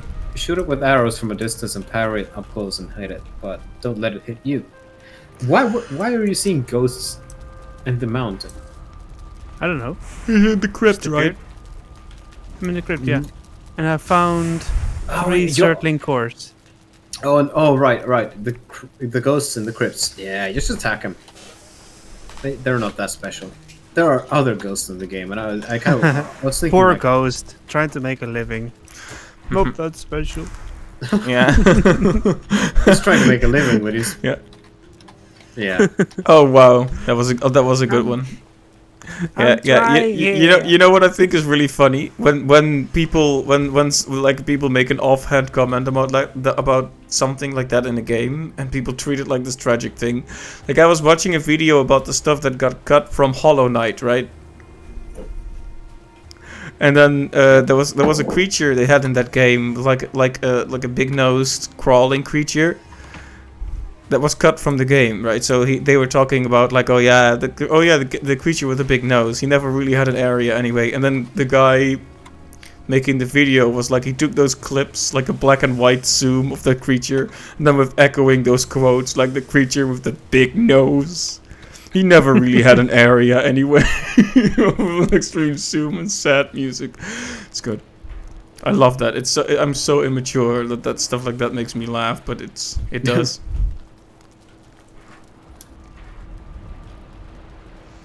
Well, you're not the most immature person in this room. I guess it depends. I mean, a maturity is hard to put on a scale. Yeah. Well, Captain is still alive. I mean, when people are, you just gotta watch the latest corruption video by Vinny. But some people commented on a video like, so the guy who corrupted a certain scene in a Sopranos video game, he corrupted the line to "You have a good mouth for sucking dick" or something like that. The thing is, somehow he corrupted the scene to slow it way down, and then people commented on the video like, "All this is missing is like a reverb, the reverb fart sound on the word dick." I don't know. I don't know how to describe it, but I just laughed at that because it's dumb. it's so dumb. Mm-hmm. It's like Kapusi version 2. Oh right. if you've seen that one. He also did the reverb sound there.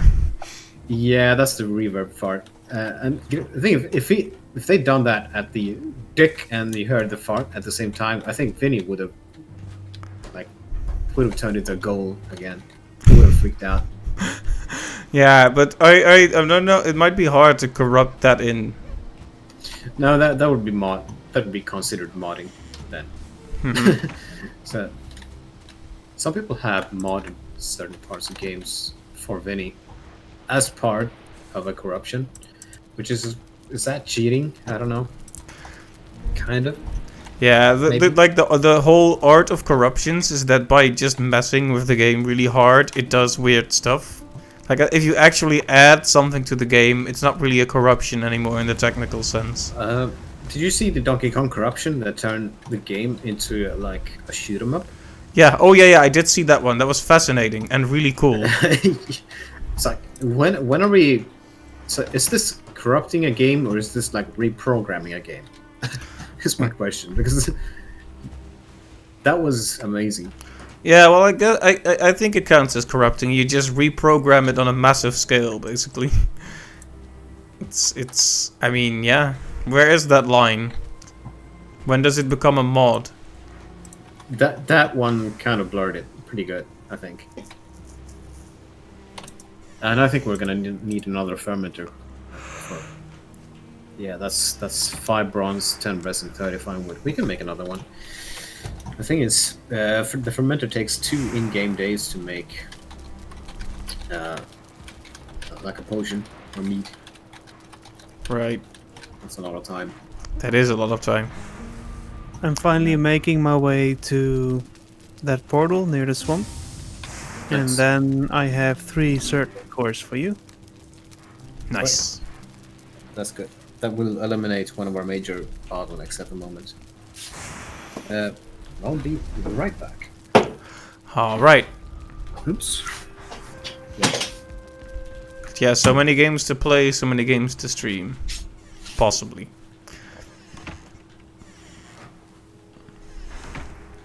If I want to do Metroidvanias more, I guess there's those as well. Like I was kind of on a Metroidvania streak until I did Resident Evil. Mm-hmm.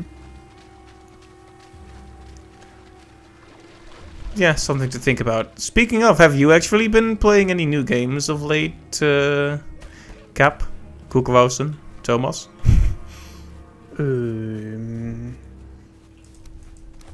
I have been playing Outer Worlds or Outer Worlds. I don't know. One of the two.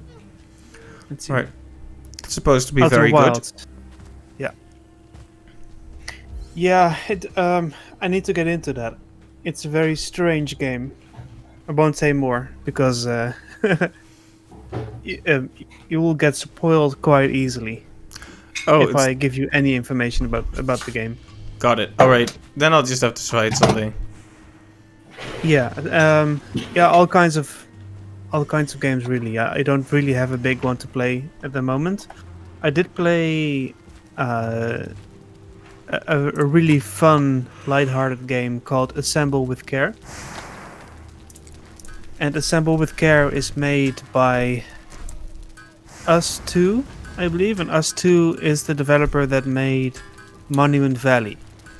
Oh, right. Yeah, and they made a pretty fun game in which you repair items, and they tell a very cute story in between about characters.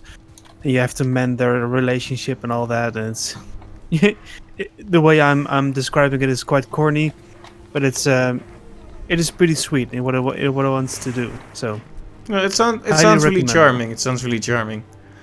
yeah, it's like you repair an old radio, for instance, and that this very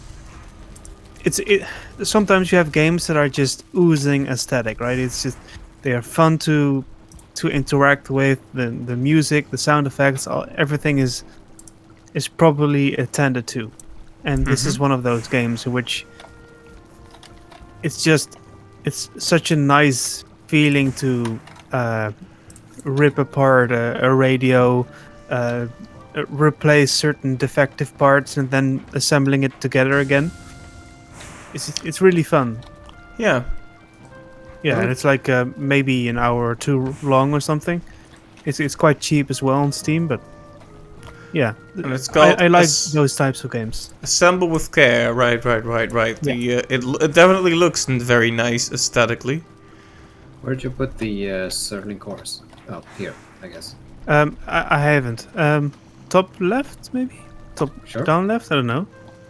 Whatever you want, man. Top left, top left. Doesn't Bottom matter. left. Bottom left. Ah, yes, the tags. Indie casual, female protagonist, puzzle, short. Make sure to pick up what's on the ground here. Oh. Yeah, it's highly recommendable to play that. It's pretty fun. Alright, I have put it on my wish list and I will probably check it out someday. But yeah, I have so many games to do already, is the problem. Hmm. You know how it is. Let's see. I played the Texorcist, Uh-huh. which is an interesting little game. It's like a typing game, but then you're an exorcist, and you have to type like a biblical, flowery language while being assaulted and barraged by demons, which is pretty interesting. Oh, right, isn't there like a zombie fighting game that also, like Typing of the Dead or something? Yeah. Probably. It was super cheap, so I was like, why not try it? Yeah. Lots of little games, really. And I'm rekindling my love for the Battlefield games as well. It's pretty Oh interesting. yeah. That's nice. Playing the campaigns mostly or doing the multiplayer? No, only multiplayer, really. Yeah. That's what they're all about. They're so fun, man. Battlefield It's- was never known for its like engaging single-player story. True.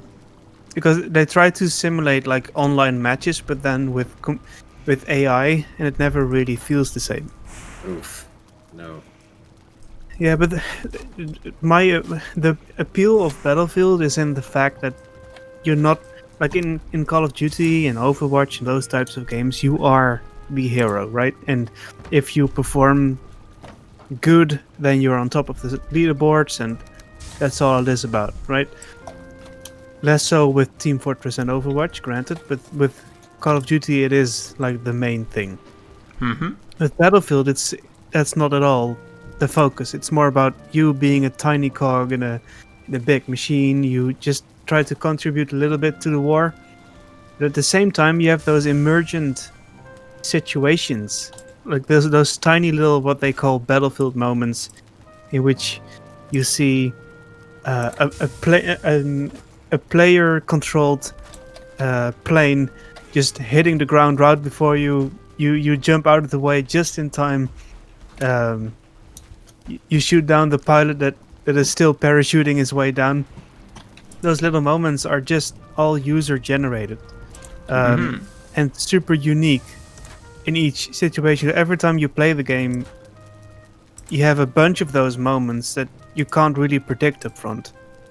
And it's so interesting to play a game like that. Yeah. Yeah, the worry is, of course, when a game feels so unpredictable and you are such a small part of the whole thing, can't it contribute to like a sense of a lack of influence? For example, if your team isn't pulling their weight, you just kind of sit there and it goes nowhere. Yeah, It seems like a risk. it can absolutely feel like that, really. But that's more to do like what I found is if you try to play it like it is an arena shooter like Call of Duty, you would have a very high chance of having a bad time, because indeed you have that helplessness feeling. You die from all kinds of sources that are not under your control. Right. But if you can let that loose a little bit, and just try to have a bit of fun along the way, It's a really interesting experience. Huh. Just trying to be a medic, for instance, at the front line is a very, very compelling experience. Trying to revive people and provide them with supplies. Yeah. That definitely sounds like something I would enjoy doing too. I do like getting the medic role. hmm Yeah. So what I like to do with those games is, um, unfortunately, what EA has been doing, and lots of other bigger companies as well, is that they publish a game in a very lackluster state, in which they have, for instance, only 5, 6 maps, and it's fun for a little while, but it runs dry quite soon. And then over the span of like 3 to 4 years, they patch very very problematic things. They add new content, and they see it more like a quote unquote live service. That's how they treat those games. And they have been doing that for years at this point. So what I'm doing with the Battlefield games, I tend to purchase them 1 or 2 years in the after publishing, and then I just wait for another 2, and then all of a sudden it has so much content that you can spend hundreds of hours on it if you want to. It is a shame that it takes so long after the actual development for it to be in like a more worthwhile state. It sounds kind of risky though, because if a game, once the player base of any of these multiplayer games is lost, then the game is gone forever. Yeah. But the But- player base is the game. Yeah, but somehow I don't know how they pull it off, but in order for a Battlefield match to work, you need 2 times. If you the bigger maps, you need 64 players, and that's not something you can easily pull off, right? And there are still, even the older Battlefield games, there are just dedicated servers with full servers where people just keep on playing them 10, 15 years later. That's pretty interesting that still happens. Yeah, I mean, if they must have really captured people's hearts if they are still playing them so many years after. Oh yeah. Oh right, Wise, we were making mead and then we were gonna go over to the swamp. That was the plan. Is this one done? I don't know. It's not done Oh. yet. I need to Wow. pick up my my shiny balding helmet, I think. Fine, process very good. Hold What? on, hold on. Yeah. It's in. Yeah, this chest here, the top left chest. This one. Maybe I'm just gonna go in the direction of the swamp right now. Just have a quick scouting mission over there while we wait. Are you tired of life? Is that it? Well, I'm tired of running circles through the house. Ow, I'm on fire. I'm gonna. No one is stopping you from going on excursions. I'm gonna plop I know. down like one more fermenter here. There we go. And then I'm gonna wait for the this meat to be done. And then I'm gonna pick up food and be on my way. My helmet is positively shining. Thank you. This is very shiny. Very good. Indeed. Running low on wood actually, which is pretty amazing. Are we? We are.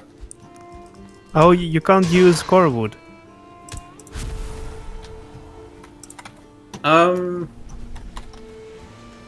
I think. Oh, you you're can burning use- it all up. Ah. I'm burning it to make coal. Yeah. Fire. That's to not destroy very what you've environment done. friendly of you. Yeah? It's very good for my armor though. Okay, I will chop some wood for you. No need to do that right now. We're about to go to the swamp. I'm just gonna fill the smelters and such with ores of various kinds, so they're doing something of value while we're gone. Right. Oh, so since I had a test today and we're gonna have the big 3-hour playtest tomorrow, I am probably gonna call it at about 10. in half an hour, Alright. if you guys are okay with that, just so I can get some Alright, extra guys, rest. grab some good food and then let's head out.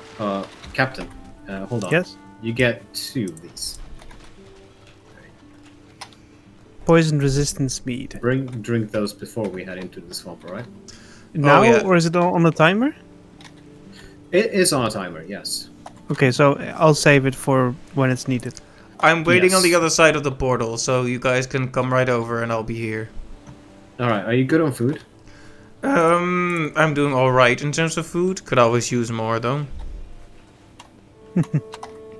That is always the case in this game. I'm gonna grab some mushrooms and bring that with me. Go for. I have, let's see, bows and arrow bow, spear, shield, blah blah blah blah blah. Do you have enough arrows, Aryan? Yes, I have enough arrows. That is a cat. Right, so I'm gonna go through the portal now. An item prevents you from portal. Yeah. Meow. Meow.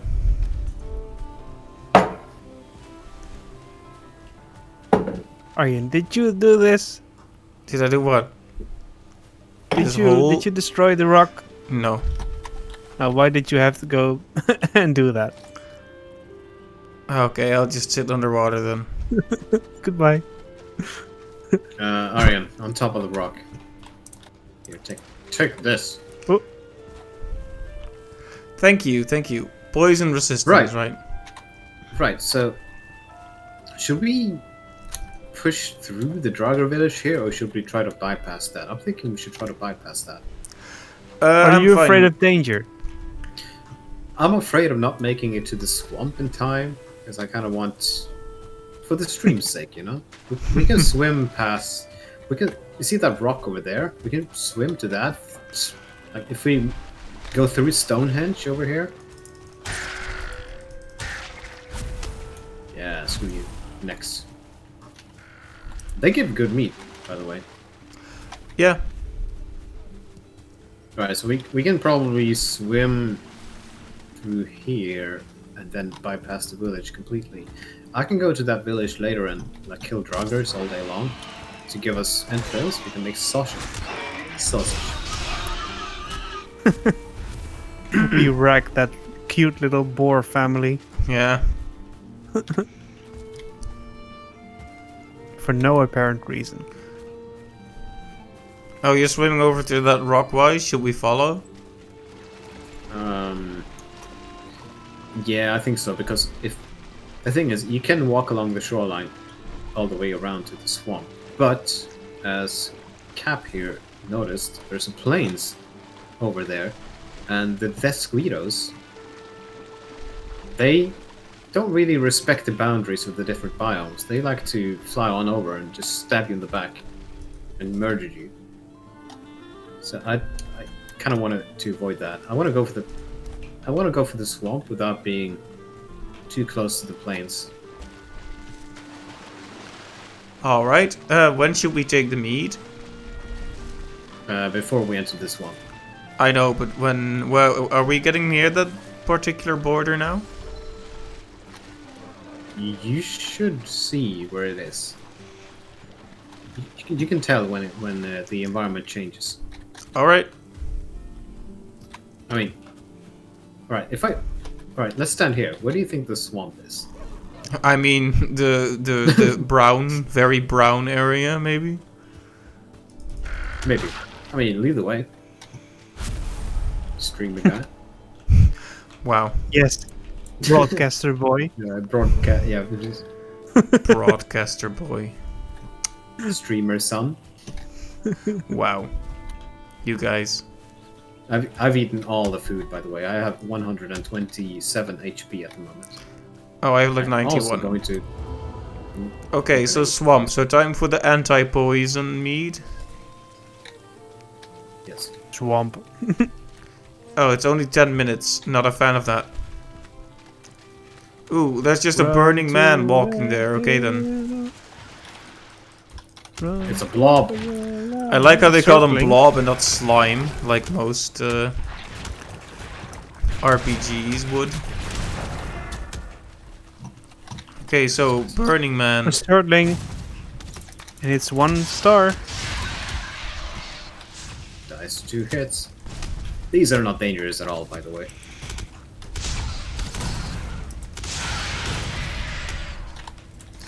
I mean, they feel kind of dangerous. Alright, They so do. what happens if you enter the swamp without the resistance? Do you automatically get poisoned, or is it because of the enemies here? You always get poisoned, but the poison resistance reduces the poison damage by a lot. It also halves the halves. Never mind. What are you doing? Advanced strats. Ow! I'm burning. Ow. Oh yeah, those are leeches. You should kill those and grab their stuff. Yeah, don't I'm like trying. leeches. We're very lucky. We're fortunate, I should say. Look at this thing here. This structure. Hello. Blood Ow. bag. Nice. You want lots of those. They're great. I'm being pushed into the water. Right, so poison. I guess I kind of prepped us for this area needlessly well, but let's put it this way. That point. Ow. Look out, Aryan. Look out, Aryan. Oh, what am I looking out for? A Draugr was sneaking up on you. Oh, Yeah. whoops, sorry. So, let's Thanks put it this for way. telling me. When I went into the swamp the first time and I encountered like a blob, it poisoned me and I immediately died because the poison effect lasts how many 20 seconds if you don't have the potion, and it does twice the damage if you don't have the potion. So even if I had 100 HP, I die immediately Well, from getting poisoned once. So I'm just making life easier for Nazca. Did Are you we bring going the in key, here? by the way? oh, yeah, I you used brought my the key. Oh, are we going in here? I Yeah, don't know. that's what the swamp key is used for. Sunken crypts. Okay, I'm guessing we'll find out the location of the boss in a place like this. Just like last time. Oh, I didn't enter. Wait. It's blocked? Why is it blocked? What? I can't enter. Don't leave Do you me have the alone key? here. Sunken have the crypts. keys? I do have Is it the key. open? The gate is open for me. Maybe you'll go inside first then. If I enter, it teleports me outside again. I see sunken crypts. Oh, now I am in. Oh, it's because we were inside blocking the entrance. Alright, here we go. Alright, now that you guys are in, I will also Oh, walk forward. Careful of the freaking- blob. Blob's camping the place. Beware of the blob, it leaps and creeps and glides and slides across the floor. Yes. Right, yeah, the poison is pretty bad. It lasts for a long time and it does a lot of damage. The poison That's a lot of resistance helps a damage. lot. Yeah. How about a little more?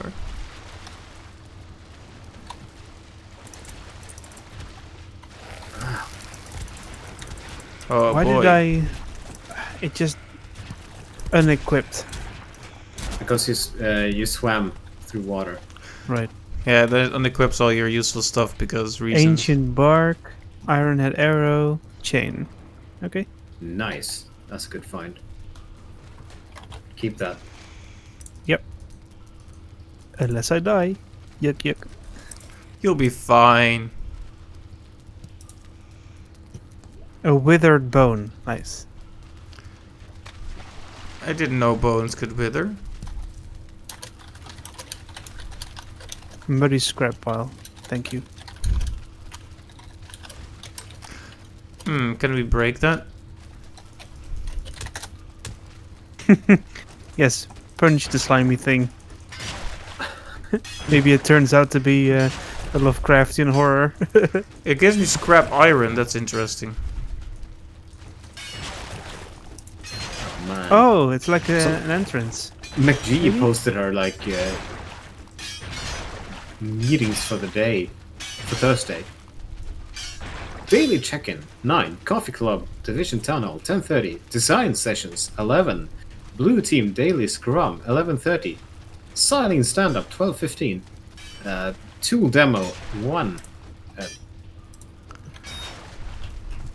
so many meetings. Yeah, that's annoying.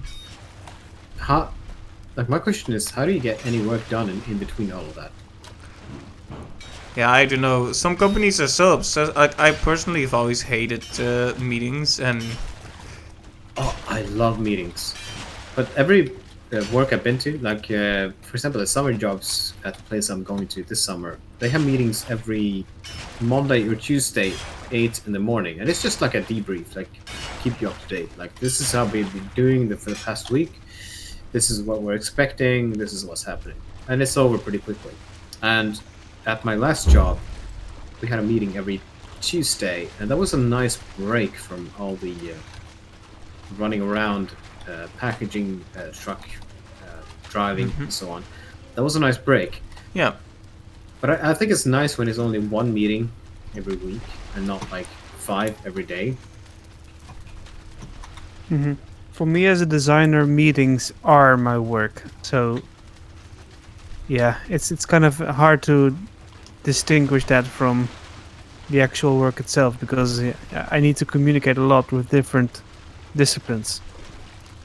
Yeah, that's You also true. need time to design. Hey, make some space. This is mine, buddy scrap pile. Get your own. I'll just sit and watch then. New materials, scrap iron. Yeah. You know, this We're in the camera Valheim angle, like now. looking out through this doorway, makes it feel like something is watching us from here. Chain and. Wow, there. Oh man, I'm carrying too much. There's 20 scrap iron in this chest. Can someone else take the rest? Yeah, yeah. In this chest. There's tons and tons of scrap iron in that one. Make sure you pick up the withered bones too. Oh, oh man, there's 11 scrap iron in this one. Anyone up for? Anyone want to share? I'm trying to use it. I'm carrying two. Hold on. I'm at. I can carry something. I'm already full. I have 16 iron or scrap iron on me. There's 7 left in this one.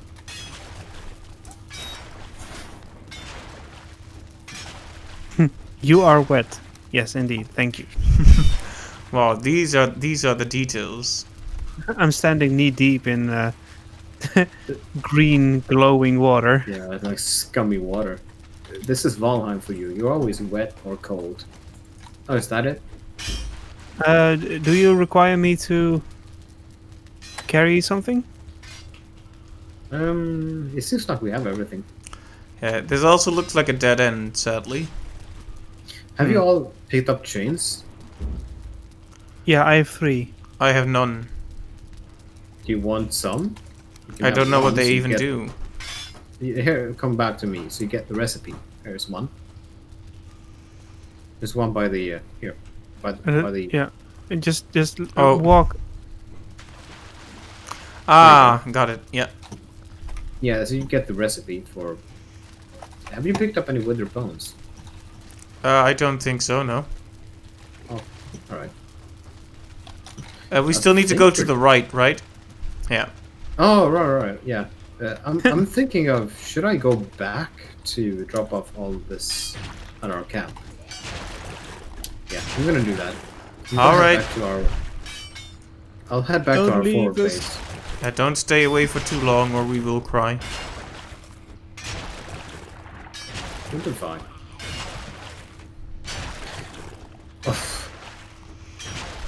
Oh boy,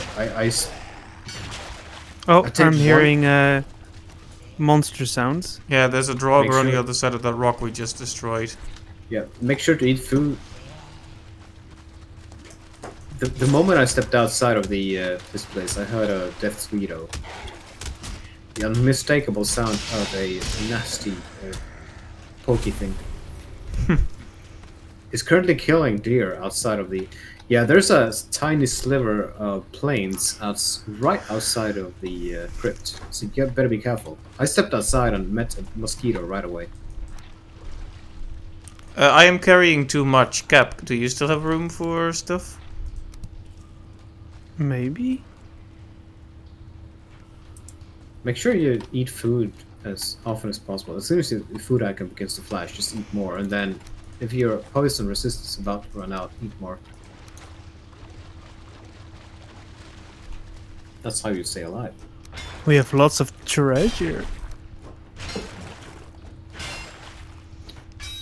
Indeed.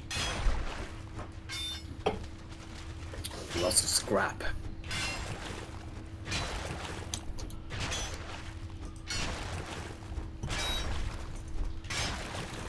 Yeah, I'm just gonna head on over to the forward base to drop off some things, and then I'll come back.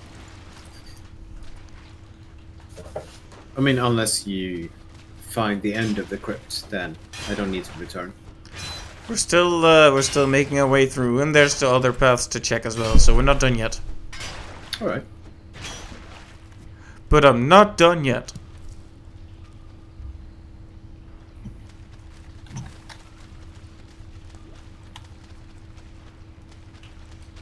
Was that a dead end? It is a dead end. I think Rip. so, yeah. Alright, well that leaves just the one path to go.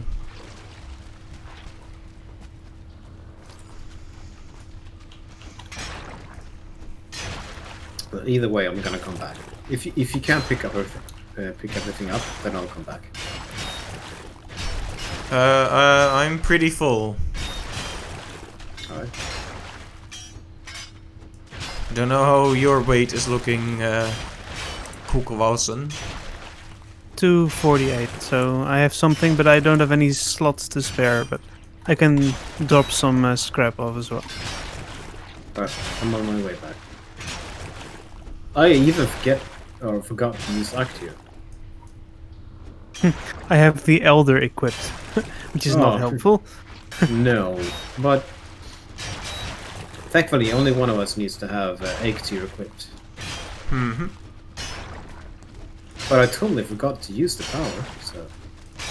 But hey, we're still doing fine. Watch out, watch out. It seems like the poison Ryan? resist has run out, so be careful. Oh, yes. Uh-oh. Oh, but we do have one potion left. We can Yes. use that when we know we're... Do we need to use it before attacking the blob? Yes. Okay, I'm using it now. I mean, I if, you got have a enough, if you have enough HP, you can tank a lot of things. You just gotta be... the poison resist helps a lot. Mm-hmm. Okay, it's done, Arjen. Thank you. Yeah, I took a bad hit there, so I had to rest up for a moment. Or I would have died it. Ooh, another crossroads. Yeah, there are two piles here.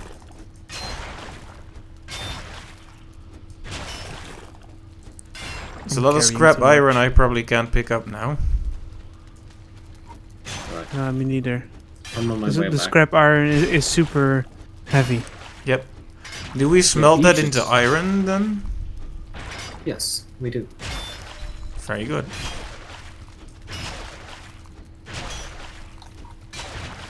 I don't know what to throw away.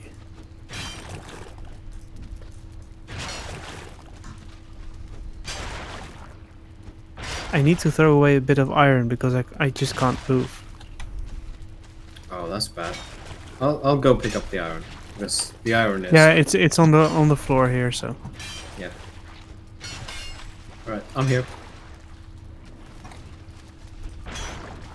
Hey, Hey, there should be some iron on the floor here, Wise, where I'm standing. here as well. Oh, thank you. My Oh. pickaxe is about to run out of durability, by the way.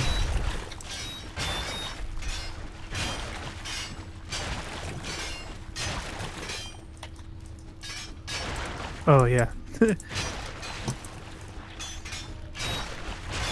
Sometimes those piles don't reveal a new entrance. Yeah, the one I destroyed did. Watch out for enemies. Oh, there's yet another pile here. So many piles of scrap. But my pickaxe is all out of juice now. So I'll just light your way for now. Thank you.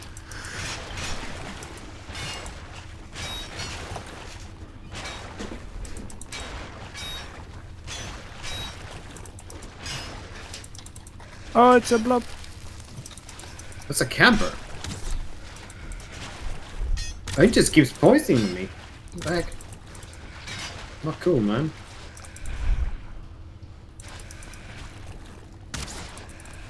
Yeah, I have poison resist, whatever. um, this might be the end. Might be. There's one more pile here.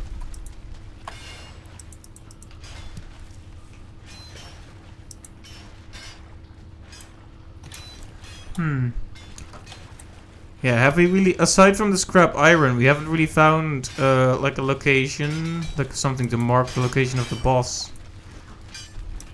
Yeah. Yeah, this was the end. That's I think. Well, I mean, we got a lot of scrap iron, but otherwise that was disappointing, especially since we can't teleport it back, right? I mean, I have like 23 amber, lots of valuable things we can trade for that weird dwarf. Yeah. Also, we have a swamp to explore, so if you want to have an in-depth look at that, that would be a thing for yeah. that's next section, I can tell. Yeah, but for now we need to really make our way out. Are you? Yep, I'm coming. Okay, do we retreat to the forward base where the warp point is? Just the same way back, I think, right? We should probably. All right. So if you check the map, if you do you see this part here? Yeah. Yeah. That is a light or a dull yellow or Yeah. light brown. That's plains. You can mark it with your cursor, and you'll see that it says plains. Okay. Should we go there? If you want, be careful. That's I just want to save way out of here. Yeah, let's return to that house we have first, and a safe way back would be the same way back home. yeah, do we? There's a lot, I'm guessing we there's a lot don't. of coal here. If you want to pick it up. I don't have any room. Yeah, I'm guessing we don't have any way to. Let's just take the same path back. If you want to be safe. Oh, over the water. Okay. Through the meadow here. It's one of them shamans.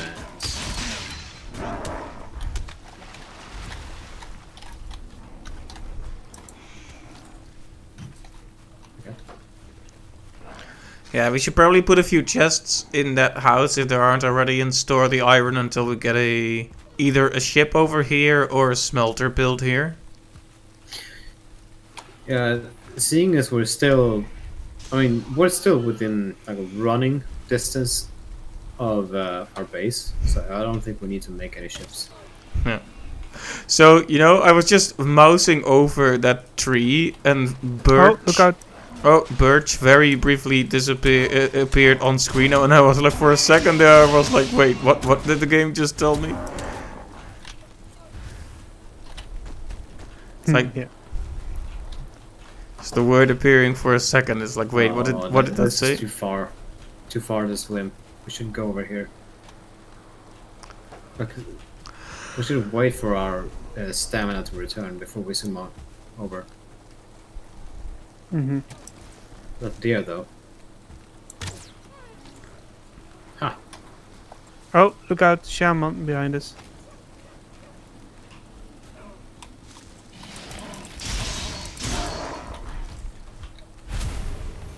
Oh no. Cold and wet and not rested at all. It takes a long time for the stamina to return.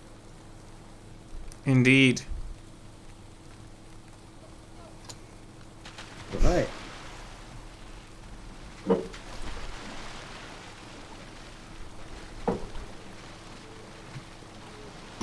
So being rested in this game is incredibly important. It's like, I think the stamina regen is increased by 50% when you're rested. Also, there's a hidden stat which is affected by being rested. That is, you gain 50% more experience when you're rested. Oh, that's interesting. Yeah.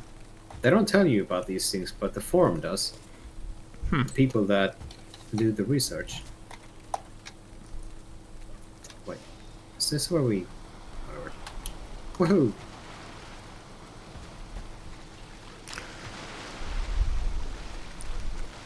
Stonehenge. Yep.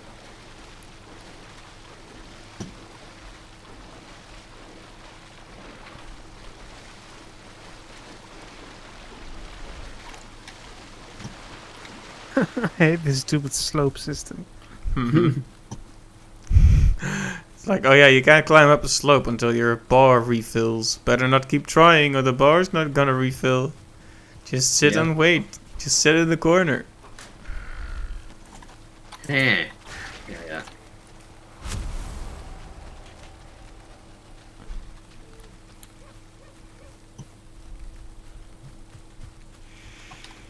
Well, that was a successful expedition.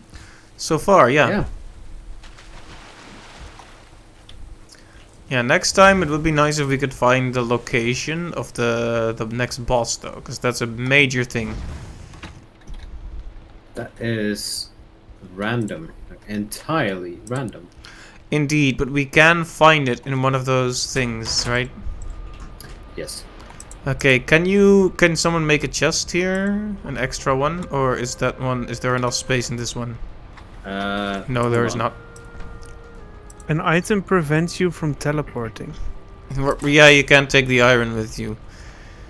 You'll notice the X, like ore and such cannot be transported. You'll notice the icon in the top right of it. Oh, that's what that is. Yeah. Well, that's stupid. Except it's not. Because you can make portals so early on. Imagine if you could transport iron and other ores through the portals. Boats Yeah, would but be... it's a problem they themselves created. Yeah, but that's to force you to actually explore the world. If you could just take the boat somewhere and then bring all the ore back through the portals, that would make boats and the larger ships completely useless. Well, but why give the player portals anyway? Or why not make them very hard to obtain? Like super hard, so it's actually a reward instead of an I don't know. inconvenience, right? I don't know. That would be my reasoning. I Oh. think it works though. Thank you for making a chest. I will put the scrap I have and such in there. With that said, we have this base full of iron, like on the same island as our main base. We can just fill our pockets and then run back with it, make iron stuff, and move into the Iron Age. With that said, the bronze stuff we made so far is not gonna be. It's still gonna be relevant for some time. Mm-hmm. So next section we should explore the rest of the swamp. It could be tiny, it could be huge. I don't know. And I'll let you two lead the way. The swamp is Either way, I'm looking fun. forward to it. Yeah, I'm pretty excited to see the rest of the swamp, and I'm glad we could get an expedition in there. I hope you guys don't mind calling it here, because it's been it's one of those weeks. You know how it is. It's fine. We did make some good progress. Yeah, what do you guys think? Will we be able to pick it up again tomorrow, or do you guys have other plans? I think so, yeah.